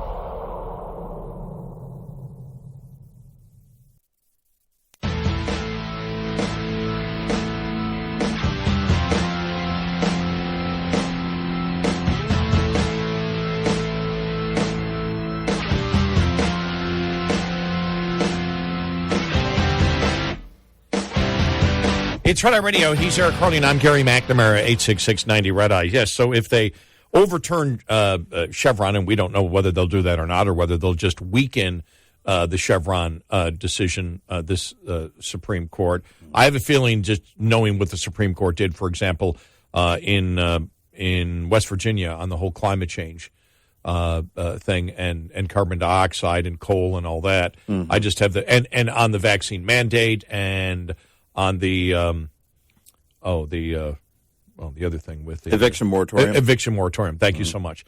That it's what they believe. That they believe that the Chevron decision has perverted the Constitution, where the executive branch can basically make law or temporary law or do the things that they wish to do, and Congress has never approved them doing. Well, in the damage here that's demonstrated by this one fishery that brought this case is, to the tune of hundreds of dollars per day.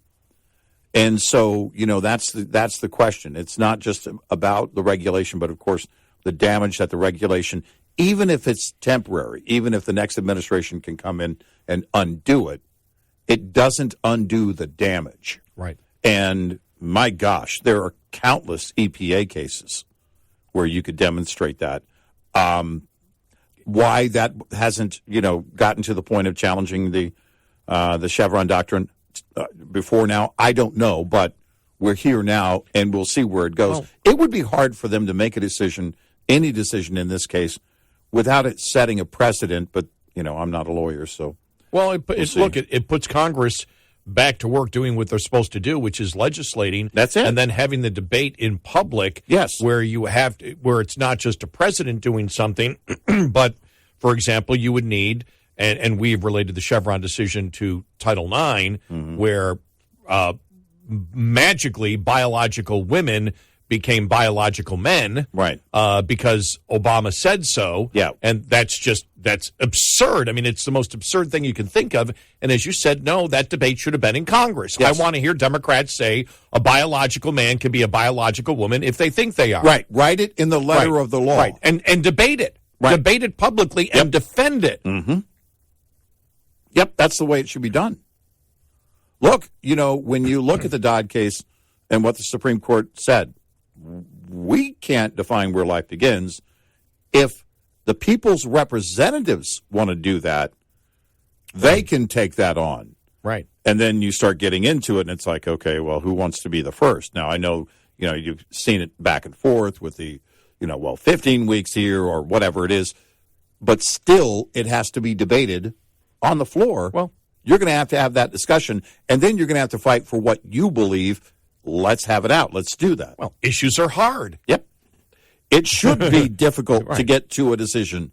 It should be difficult on these things, by the way. We think it's not that difficult. It's just how far do you want to go if you're on the left politically with an issue like this of literally redefining a woman or leaving it open to interpretation that someone can say that they belong to a protected group. They belong to a protected group simply by saying so. Well, then you've done away with protected groups.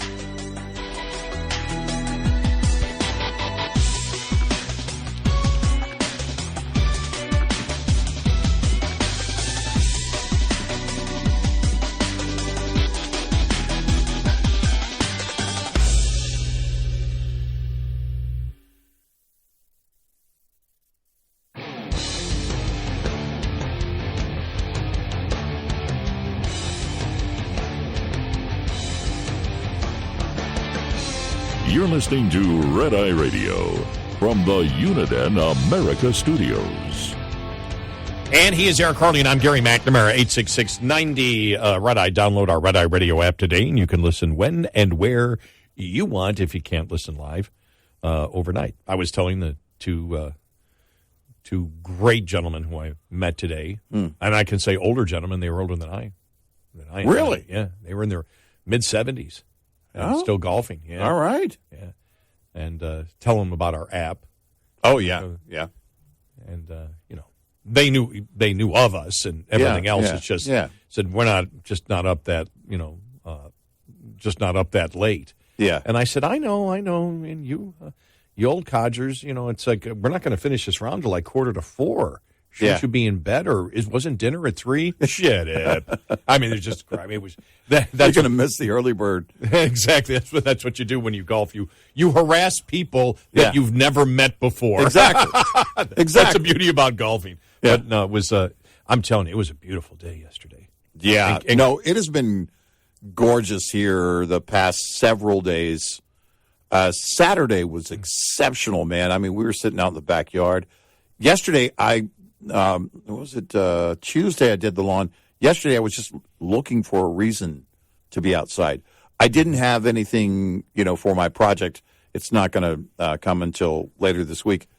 And I've got some more projects to do. But, of course, by the time it gets here, it's going to be, 93 degrees? Yeah. We're looking at this weekend. Yeah. So, Hey, I'll start my swimming. And you know all the great ideas I come up with when I'm swimming. Yeah. Because you're pretty bored. It's like, okay, when am I going to do this show? How many more lanes I have? 150 more? Oh, man. Mm-hmm. How many more laps? But it was a great time. It was a beautiful day, and I have to say this because I've talked about the fact that I've been taking lessons since the beginning of February. And I decided to take lessons because the biggest thing for me is I've always played sports. I always played basketball or hockey, whatever. Mm-hmm. And, I work out. I have to because I had bad sciatic nerve problems, but I work out resistance training, riding the bike. And now that swimming's coming along, I I do that. But I hate working out for the sake of working out. There has to be another goal. And it's been the last couple of years golf, but I've had back muscle problems that just tense up like crazy, and I haven't been able to find a swing. And I found this teacher, and he's just great. And the way he has me swinging, my back is wonderful. So that was the number one reason I said I want to take golf lessons, is I want to be able to play with and be as strong, on the 16th, 17th, and 18th hole as I am when I tee off. Mm-hmm. And so, but he's changed my swing, not anything that's uncomfortable. But my goal was, and anybody who golfs knows this is a pretty decent goal, my goal was to be able to break 90 consistently on the golf course. Yeah. And I got down, this is when I belonged to a club and played all the time. And when I learned to hate golf, because once you pay the monthly dues, you feel like you have to play. Mm-hmm. And I mean, I hated golf. As I've said, I got down to a 7 handicap, which means I could hit 78, 79, whatever. I was around that point. But I couldn't get better. Mm. And I had the rage, as I like to say, the rage of a serial killer directed at myself because I couldn't hit a ball with a stick. I mean, there was rage. Mm-hmm. I really thought at that moment, and some of those moments I said, is there something mentally wrong with me? It isn't normal to be this competitive with yourself. Mm-hmm. Now, I realize probably having that in me is a good thing if it doesn't get out of control, because it's a very competitive world that we live in. And so it's good to have that expectation that you need to, be quality, have a ton of quality, even if it's just hitting a ball with a stick. Mm-hmm. But my goal was to break 90 consistently, which means 85 to 90, which is still playing really good golf. And I was hoping that in the next year I could break 80, and get into the 70s again. I shot a 79 yesterday. And I had to get there, I had a par, I had a either par 17 or 18 and birdie the other one. I needed birdie par or par birdie out to do it. And I parred the 17th, and then I hit a 25-foot putt, a breaking putt, a big breaking left to right putt. Yeah. From 25 feet out to hit 79. So it was great. I mean, and the day was so great. And the best part about it is, and anybody who plays golf, I hope you've gotten to this point, I didn't care about the score. All I cared about was going through, and the lessons have really helped me go through the process of, when you're going to hit the ball. You ever see the Legend of Bagger Vance? Mm-hmm. Remember when they show, when he points out, Will Smith points out and says, watch him, watch Bobby Jones. Mm-hmm. And there's just this calmness, and where he just looked, and then he hits the ball perfectly. Now, mm-hmm. I'm not trying to compare myself to Bobby Jones. I want to make that clear. Mm-hmm. But it was just that the calm focus. It's not an intense focus. There's a calmness. And I had that after I got past the second hole, because I started out double bogey, and I'm like, well, okay, don't get angry. I'm not going to get angry. I know everything with my lessons is a process over the next couple of years. Yeah. And that's how I approached it. Then the next hole I birdied, and I was on my way, and it was there was just a calm focus, which is incredibly satisfying. I could have been doing, it could have been, if I was doing another activity and got that same feeling, it would still be great. But for some reason, golf puts you into that zone. And when you get into that zone, and it's a very rare thing, and for me to be out really for the first time since I've had this swing, and I've only golfed 5 times in the last year and a half because of my back problems, and there's no back problems anymore. But having that type of content focus where it's just coming naturally and you hit it. I never got really too excited or too angry. Even when I hit the putt at the end, it was like, all right, yeah, I did it. But didn't jump up and down. It was like, yeah, all right, okay. And guys, nice playing with you.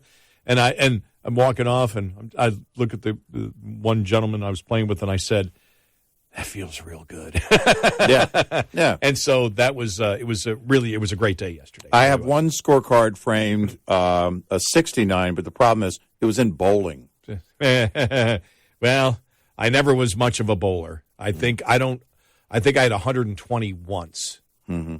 And I'm from Buffalo. I mean, bowling's like the national pastime up there. My daughter, like Milwaukee. My daughter crushes it. For those that don't know, I have a special needs daughter, Special Olympian, and that was one of her games. Bowling, really? Bowling. I didn't know that. Yeah. So her siblings didn't know it either. So one night, they invited me and my wife, and of course my daughter, to come out with some of their friends. All right, so they're all older than she is. She's the youngest. And they said, okay, come on out. And, and it's perfect because she can bowl. We need one more person for this team. Crushed it. I mean, crushed it. We had, I think we had 3 lanes working. And then probably this was into her 3rd or 4th frame, maybe. Everything, all the attention then just went over to her. She comes over to me. She goes, I'm getting nervous. Everybody's looking at me. I said, no, just go do what you do. She crushed it. She's so good. I never got bowling down. And now my back doesn't move that way. It's not, as you walk, because you're walking and you're stooping at the same time. Yeah. I can do one of the two. I can walk, I can stoop. I can't walk and stoop. But no, the way that you're doing it, and she's got it down. That's the one thing that if she learns something, it's going to be by the book. And she learned that technique, and wow, she's really good. I'm amazed. I never really had an interest in bowling. I mean, I did it when I was younger, but I wasn't any good. But we had the 6 bowling alleys in the building on our church grounds, on our Catholic church grounds. And it's funny because when I bring it up, whenever I bring this up, somebody, especially from like the upper Midwest, Wisconsin or something, will say, you had a bowling alley in your church too? Yeah. We had a bowling alley and bar right there in the Catholic church. And my uncle was the manager.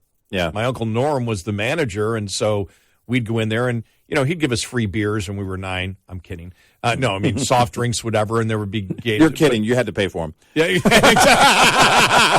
Yes, exactly.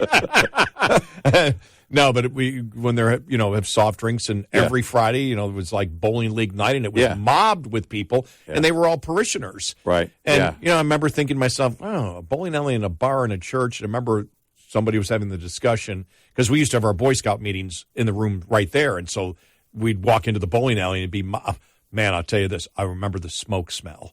Because everybody smoked back then. But it was, but I remember the priest said, he goes, well, if people are going to go out and have a good time, why not on church grounds? Yeah, why not? And I went, that's a great point. Okay, that's a great point. All right. No, if you're going to get their attention, why not have them in-house, right? Yeah. And the priest would come down, when people were bowling, they'd come visit, they'd sit the bar, get a soft drink, maybe even a beer or whatever. But it was, nobody, I don't remember anybody really being drunk. Right. And I don't think they had alcohol. I think it was just beer. Mm.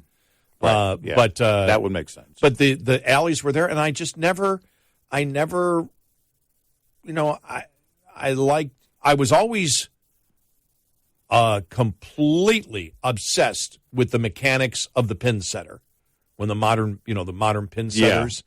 I just thought that was the coolest thing ever. No, that was, if I had a friend whose older brother worked back there, and it was like he worked for the CIA or something. It's like, oh man, he gets to see everything behind how it all works and the whole thing. That to me, when I was a kid, that's what fascinated me. Yeah. But I think whenever I watch bowling, and if it's on TV, I'll watch it, because now they've got, with high definition, the cameras are perfect, the lanes are shiny, the balls they got lights all over the place. I mean, they've learned on the professional bowling tour how to make it seem very exciting. But how they make that ball curve, how they throw it, you think it's going to go in the gutter and then it comes around. Mm-hmm. I have no idea how they do that. I wish, not that, like I said, not that I would spend the time and effort to do that, but man, I wish I could do that once. Just throw a ball down, the curve ball, and it comes all the way around, and you get a strike. My brother-in-law has a few perfect score rinks. Wow. And he's in his mid-70s now. I don't know how much he participates. He still bowls, but I don't know competitively what he does. My daughter kind of aged out of it because in the later years in Special Olympics, it really was more about track and field. Mm-hmm. And she kind of aged out of it. Still loves to do it when we get a chance. But watching anybody do it well is to me, great. I just never I'm sure I could have worked on it.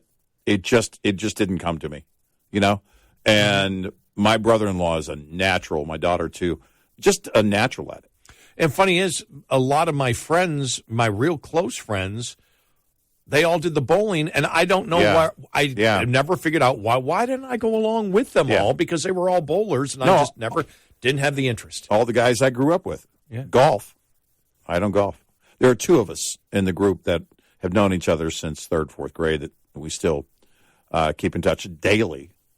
And they golf. In fact, one was a golf pro. He worked at golf courses for years. So he's really good. But no, I never picked it up. Well, probably because I know that it would be like guitar. For me, I would just be obsessed, and I probably would never, I'm addicted, right? I mean, I'm back to being addicted right now, and my mental state is a lot better than it was for golf than it was 15 years ago, where I had again the rage of a serial killer directed at myself because I couldn't hit a ball with a stick. Right. Yeah. Right. Because that's basically what it is. Yeah. But yeah, it's going to be a good year. As I told my golf instructor, he goes, "Well, why do you really want to do it?" He says, "And why do you think that you can be good?" And I said, "Because Trump still golfs." And that's what I said. If he's got the time to golf. And he burst out laughing. He thought that was the funniest thing ever. Yeah. I said, "I have hope for me for the next 10 years that I can be a good golfer because Trump can do it and he's big." No, that's true. And I know the stress it can have. So if I can find the swing, it won't hurt my back. If Trump can do it, why can't I continue to golf for another 10 years? Right. So exactly. he just shook his head going, all right. There you go. I didn't expect that answer. Yeah, there you 866-90 Red Eye. Coming up, more with Gary McNamara and Eric Harley. It's Red Eye Radio.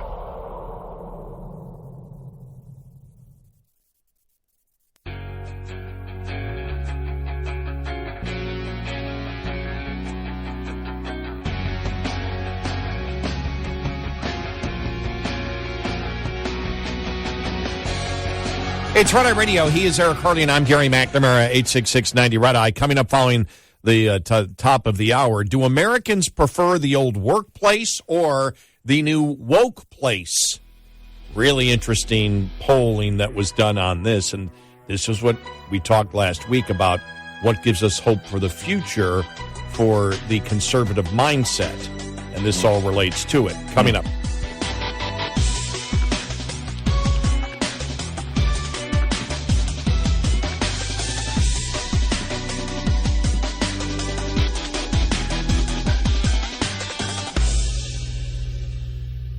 This is Red Eye Radio on Westwood One.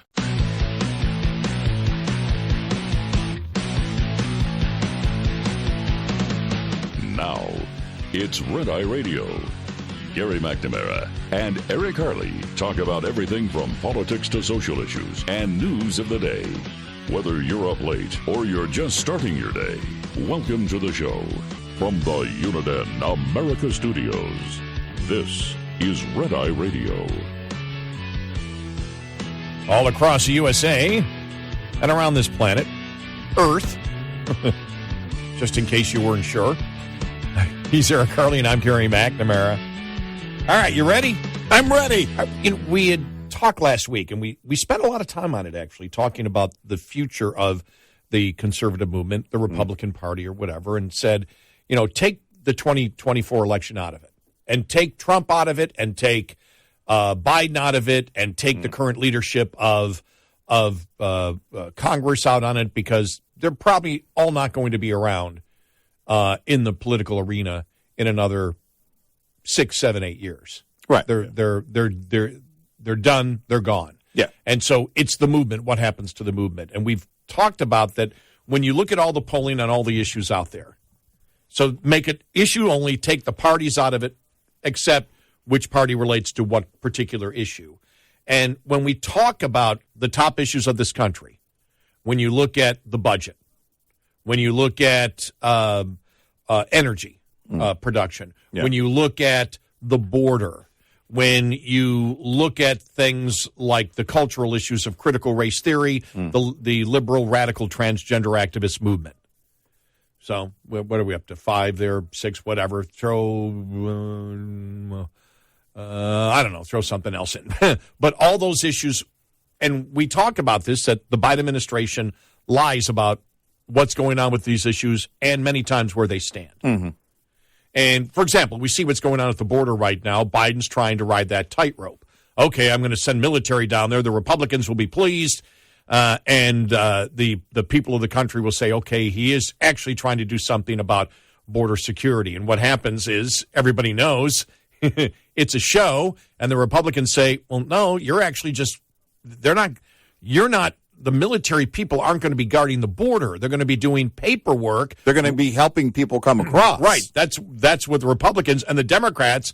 Menendez was out there. Ilhan Omar was out there yesterday saying, "You're doing what Trump the military on the border is wrong. Yeah, it's wrong. yeah. It's wrong." And so it's like, okay.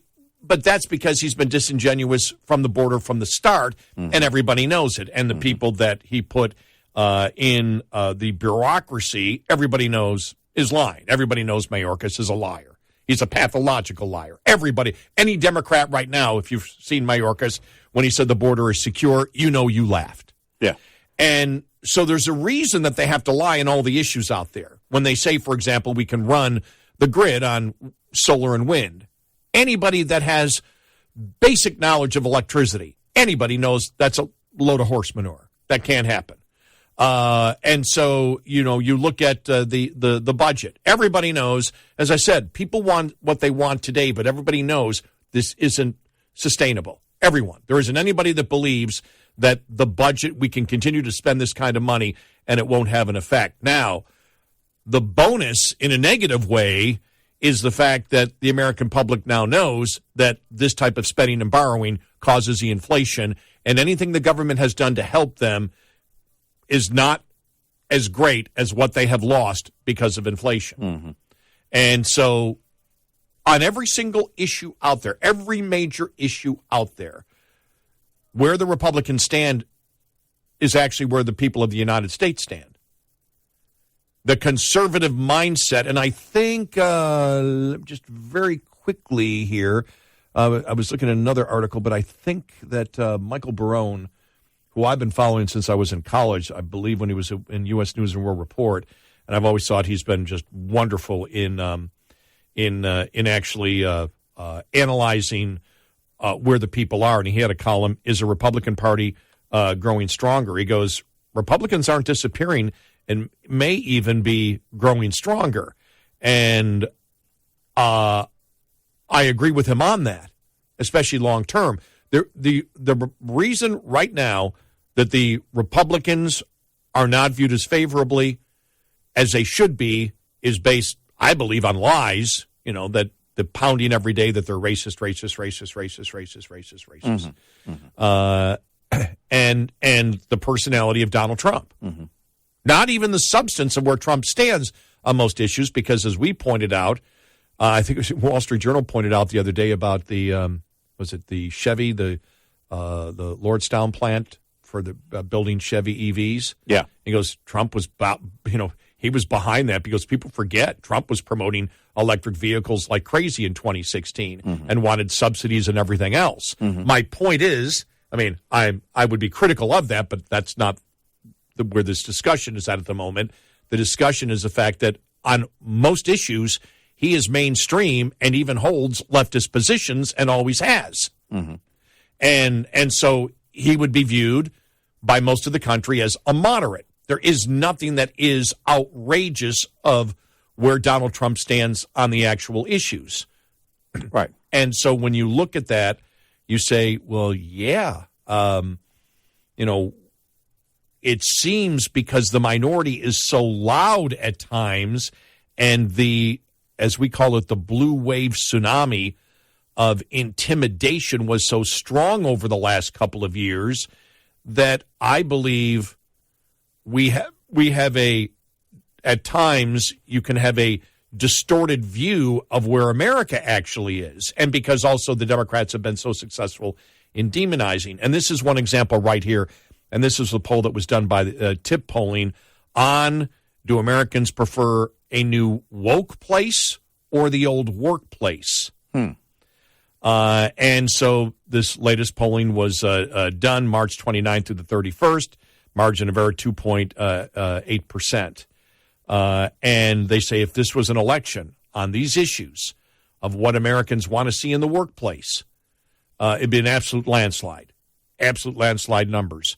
Only 9% thought that political belief was important when it came to whether people should advance or not. Let me just start from the beginning here.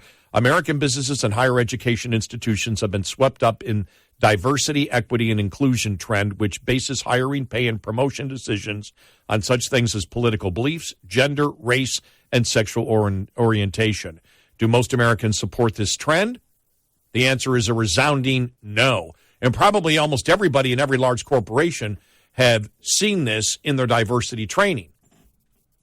Where you look at it, and I actually believe, and I think this poll may back it up, I think the diversity training being done in so many of these large corporations is actually turning people against it. Yeah. I think it's having the opposite effect of what the liberals in human resources believe it's actually going to have. And it says, looking at recent historic shifts among American commercial and educational institutions when it comes to employment promotion and pay practices, the latest TIP poll asked Americans which of the following factors are important when it comes to hiring, raises, and promotions in the workplace. The list for rewarding employees included political belief, race, gender, political orientation, which together comprise some of the essential elements of the workplaces and the schools that operate under the progressive ideas of diversity, equity, and inclusion. But the other possibilities listed were employment practices still found in some, but not all, modern American workplaces and schools. These included judging employees on the quality of work, productivity and performance, and attitude towards work.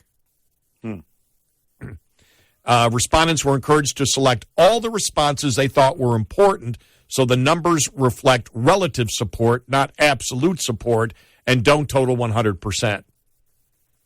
So, what did voters say? Voters showed a clear and decisive 3-1 preference overall for the tried and true over the trendy and untested when it came to workplace practices. The group polled responses that corresponded to the DEI woke workplace, including political belief, gender, race, and sexual orientation, gathered just 26% support on net. Those, including the more traditional quality, productivity, and attitude, won a whopping 89% support. Only 9% thought, when you broke down, only 9% thought political belief was important. Gender, 15%. Race, 15%. Sexual orientation, 12%. That's it. Meanwhile, support for quality of work, 79%. Productivity and performance, 69%. Attitude towards work, 60%. But overall, Americans favor merit-based employment decisions in the workplace over identity-based factors, 89% to 26%. We asked the identical, I'm reading from what they wrote, okay? Not when I say we, I don't include me. They asked the identical question about higher education, the source of huge social changes now sweeping America. Not surprisingly, the answers for higher education closely track those of the workplace. Only 27% called political belief, gender, race, and sexual orientation factors important, while 89% favored quality, production, and attitude.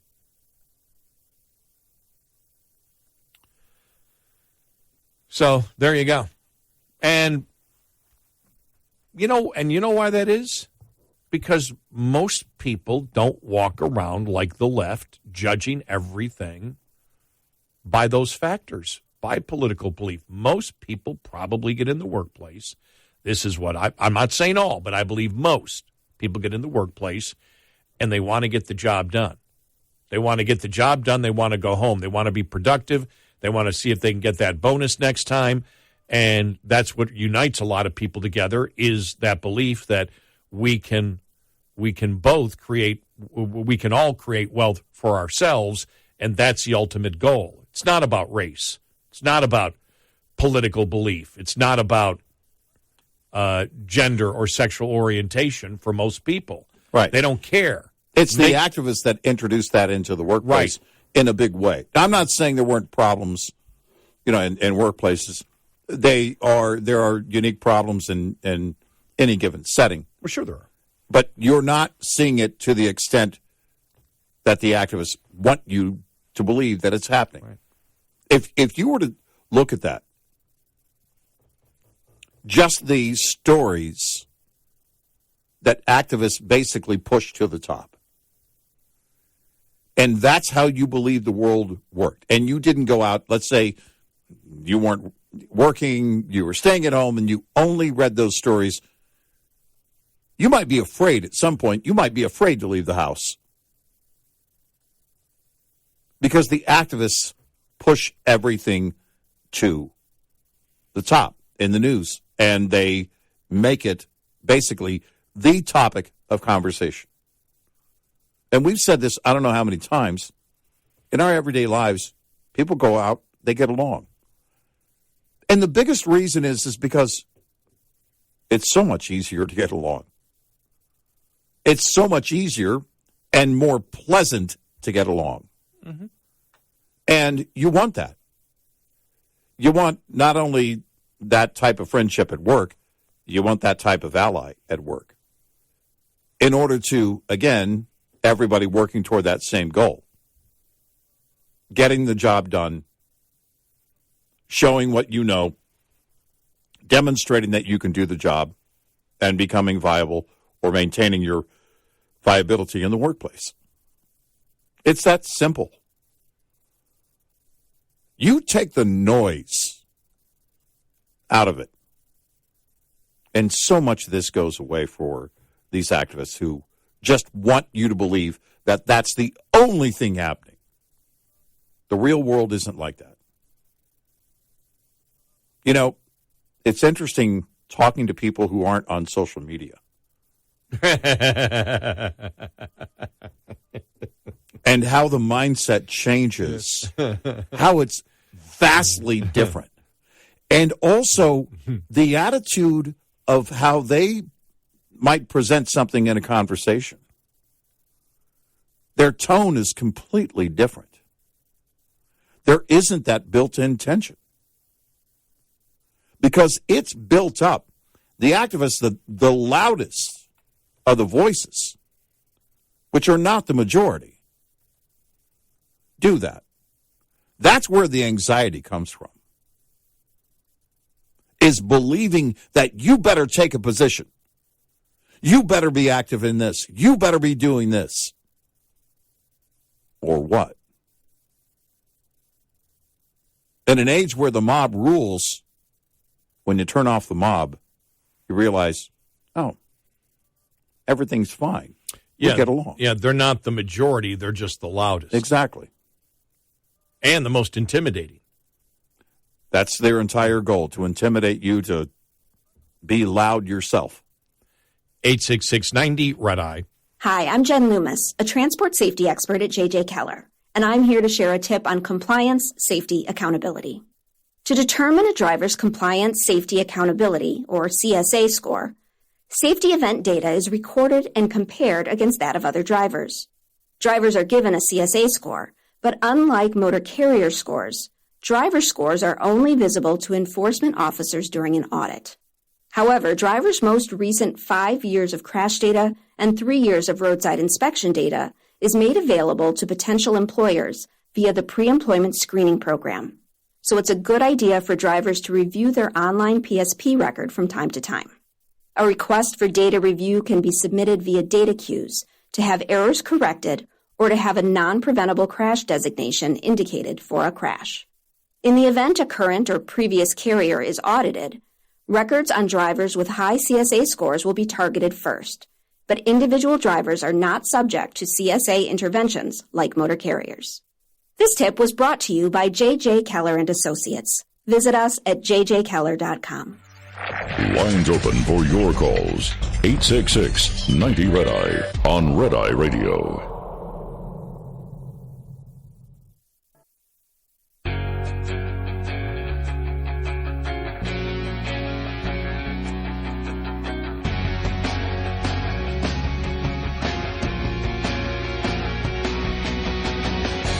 It's Red Eye Radio. He's Eric Harley, and I'm Gary McNamara, 866-90-RED-EYE. I just love this article from CNBC. Leaders of the United Auto Workers are withholding a re-election endorsement for President Joe Biden until the union's concerns about the auto industry's transition to all-electric vehicles are addressed, said in a letter the UAW President Shawn Fain to union staff. Fain, who was elected union president in March, so the UAW wants a just transition for workers. He argues that it is not that is currently not the case for automakers as they invest billions of dollars with the support of taxpayer dollars to move from traditional vehicles to EVs. He said the federal government is pouring billions into electric vehicle transition with no strings attached and no commitment to workers, Fain said in the message obtained by CNBC. The EV transition is a serious risk of becoming a race to the bottom. We want to see national leadership have our back on this before we make any commitments. Now, he doesn't explain in detail what the heck that means, but this gives you an indication of how the UAW keeps doing the wrong thing and electing the wrong leaders time in and time out. In the Tuesday letter, Fain said another Donald Trump presidency would be a disaster, citing the need for the union to get our members organized behind a pro-worker, pro-climate, and pro-democracy political program that can deliver for the working class. I'm sorry, that's the Democrats? Yeah.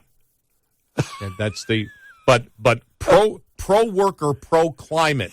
You mean like destroying pipe workers, union pipe workers' jobs and telling them to go to learn to code? Right. And destroying their jobs for no reason at all except the delusion of climate change? By the way, pro-climate means less manufacturing. Yes. Your president is telling you that pro-climate is pro-worker and pro-union worker. Right. Wow.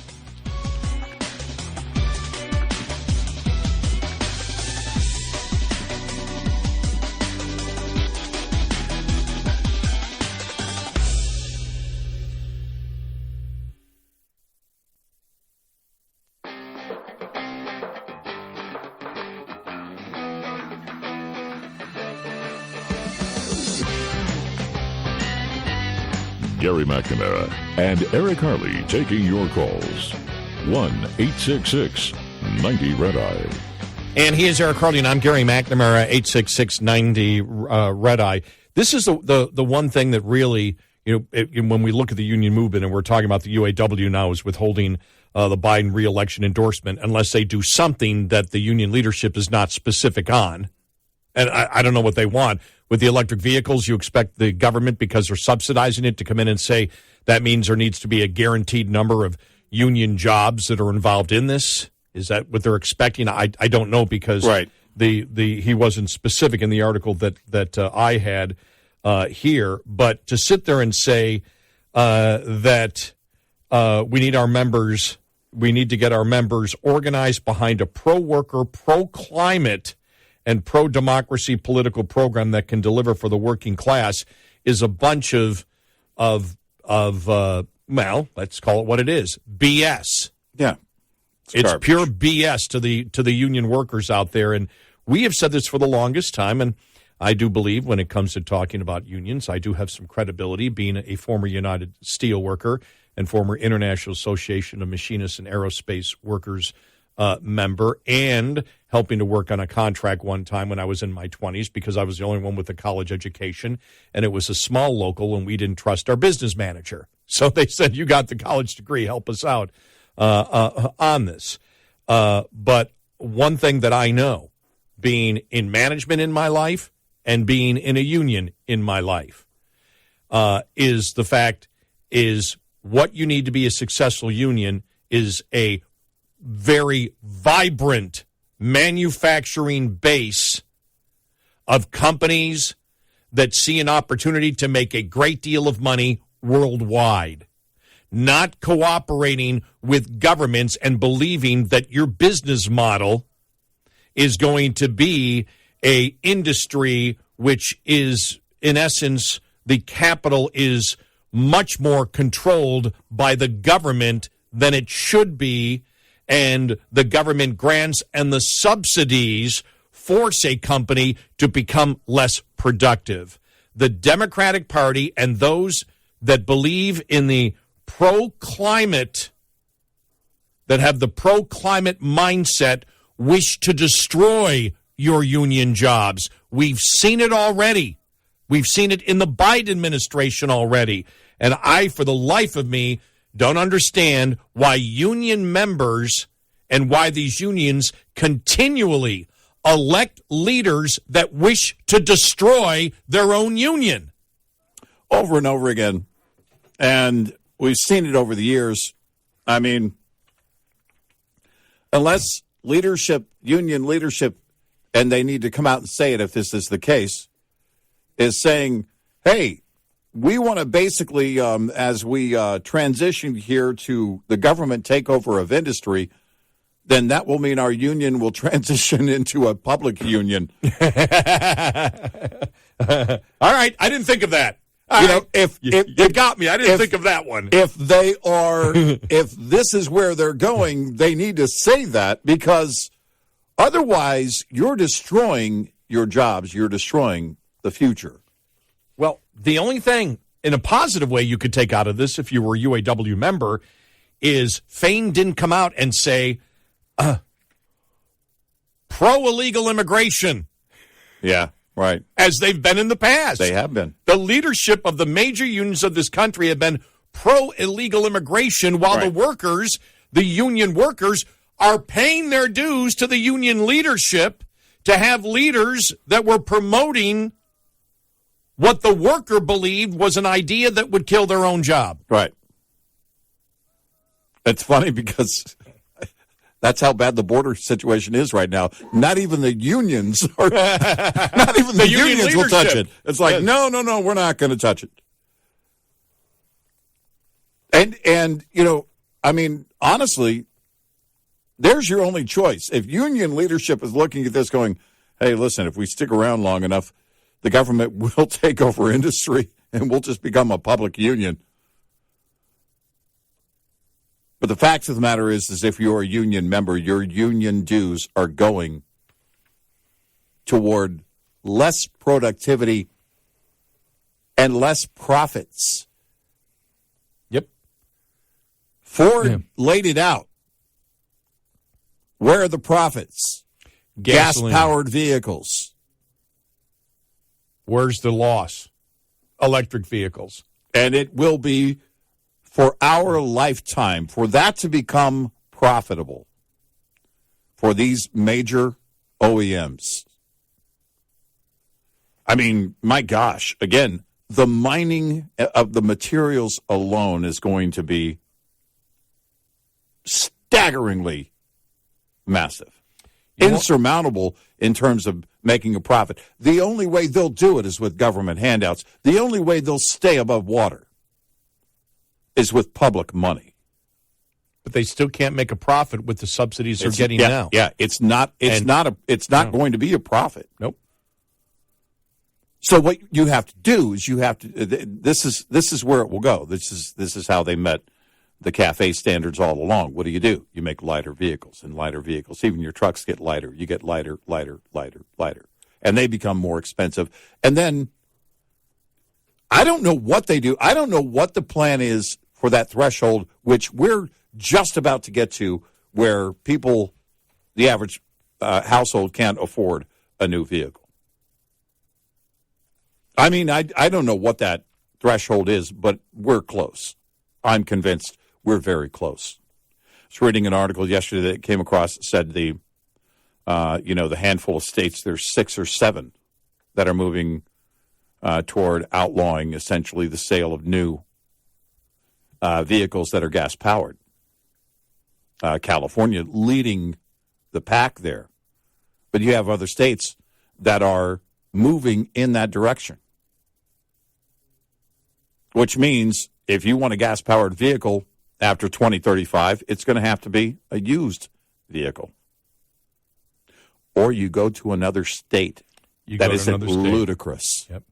And how do they and how do they get around that? Well, they're hoping by then Governor Newsom will be President Newsom, and his administration will be enacting the same kind of policy on a national scale. You know, and with New York and the banning of natural gas, you know, this is more and more. This is where they are going. They have to outlaw. We said it. They have to outlaw it for the transit. What does that tell you? What does that tell you? That they have to make it against the law for it to go away. And the insanity of of New York passing the gas stoves in new buildings is that means there needs to be electric stoves. Mm-hmm. And as you have had many electrical engineers come on and say, wait a minute, hold it. How are you going to produce the electricity? But it's more efficient. Right. It's actually more efficient to have the gas stove. Right. Because otherwise you have to have gas generators where you have a great deal of loss of efficiency of that gas generator through the grid lines to then power the electric stove. You're actually using more energy and doing the opposite. But just like the Keystone Pipeline, it didn't even matter by their own narrative of climate change. No. By their own belief in, this is the Democrats' belief in climate change, because when they cut off the Keystone Pipeline, you had Biden's energy secretary, czar secretary, the secretary czar president, czar secretary, and the transportation secretary all come out and say that actually the worst thing you could do for climate change was not to have the pipeline. Right. It would be better just to have the pipeline shipping it than trains and trucks. Right. But it didn't matter because the narrative is we need to get rid of fossil fuels. And so they actually went against what they actually believed and destroyed tens of thousands of union jobs. And this wasn't like decades later or even 1 decade later. It was right after it happened. Yeah. They asked the top 3 people who would be pertinent in this administration that same question, and they all said the same thing. Well, yeah. The most climate-friendly and efficient way to move it is pipeline. That's the world we live in today. We talked about for years, well, what they'll have to do is they'll have to outlaw certain behaviors. I don't know. My gosh. I know for at least as long as you and I have been together, but I'm sure we've each said it separately even before we worked together. They have to outlaw the behavior. They have to outlaw the sale of new gas-powered vehicles. They have to outlaw the use of natural gas. Remember the slogan from natural gas not too long ago? Clean, plentiful, natural gas. Now, I know that came from the natural gas industry, but it was promoted, it was propped up at that time by the left. We need to be moving more towards cleaner energy like natural gas. That lasted about a minute because they realized, oh, wait a minute, same industry as oil. We're going to move on from that because they know if they break the energy companies, they can nationalize energy. Wind and solar is what they want to. And by then, natural gas production and delivery, that's their goal, is to nationalize it. And this is how you do it. You outlaw the traditional forms. You break those energy companies so that, there's only one solution here, and that's for the big government to come in and take over. We want to make sure that everybody's energy is plentiful. And by the way, by plentiful, we mean don't use your electricity between 2 and 7 p.m. To show you that they don't even know what they're doing, I want to play the audio cut that we started the show off with. This is Biden Deputy Energy Secretary David Turk and Senator Kennedy asking him questions about the $50 trillion in taxpayer dollars, the $50 trillion or more, because remember the Green New Deal came up again. What do you expect? If we spend this money, what will we get out of this? Right. What will the result be? Listen to this insanity. Percent of global emissions. Yeah, but if you could answer my question, if we spend $50 trillion to become carbon neutral in the United States of America by 2050, you're the Deputy Secretary of Energy. Give me your estimate of how much that is going to reduce world temperatures. So first of all, it's a net cost. It's what benefits we're having from getting our act together and reducing all of those climate benefits. We're seeing. Let me ask again. Maybe I'm not being country. clear. If we spent $50 trillion to become carbon neutral by 2050 in the United States of America, how much is that going to reduce world temperatures? This is a global problem. So we need to reduce our emissions, and we need to do everything we can. How much, if we do our part, is it going to reduce world temperatures? We're 13% of global emissions. You don't know, do you? You don't know, do you? You can do the math. We need to. You don't know, do you, Mr. Secretary? So we're 13% of global emissions. If you know, why won't you tell me? If we went to zero, that would be 13%. You don't know, do you? You just want us to spend $50 trillion, and you don't have the slightest idea whether it's going to reduce world temperatures. Now, I'm all for carbon neutrality, but you're the Deputy Secretary of the Department of Energy, and you're advocating we spend trillions of dollars to seek carbon neutrality, and you can't, and this isn't your money or my money, it's taxpayer money, and you can't tell me how much it's going to lower world temperatures? Or you won't tell me? You know, but you won't? In my heart of hearts, there is no way the world gets its act together on climate change unless the U.S. leads. Tell me how much it's going to reduce. You can't tell me.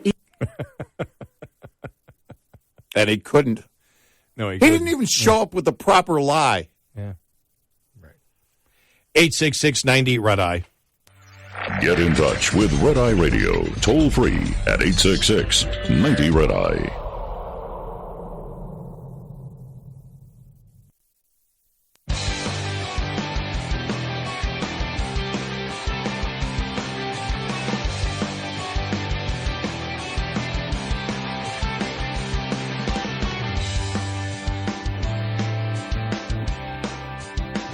It's Red Eye Radio. He is Eric Carly, and I'm Gary McNamara, 866-90-RED-EYE, if you would like to get into the show. And, one other thing here when we talk about, the whole climate change and fossil fuels, there's the story again. Native American tribe condemns Biden administration effort to ban oil, gas leasing on Native American land. I mean, that's a big issue right now. They're saying, wait a minute, this is something that can enrich our tribes. Right. You don't have a say over this. Right. We have our autonomy. Democrats claim that we have our autonomy, but you won't let us have it here on our own land.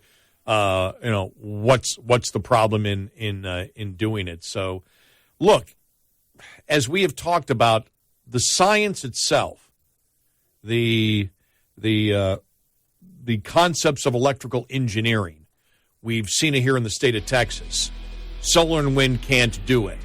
Right. If you electrified the entire, all the vehicles in the United States, we don't have we went through all the figures a couple of weeks ago. It's not possible to run society and do that. No, it isn't.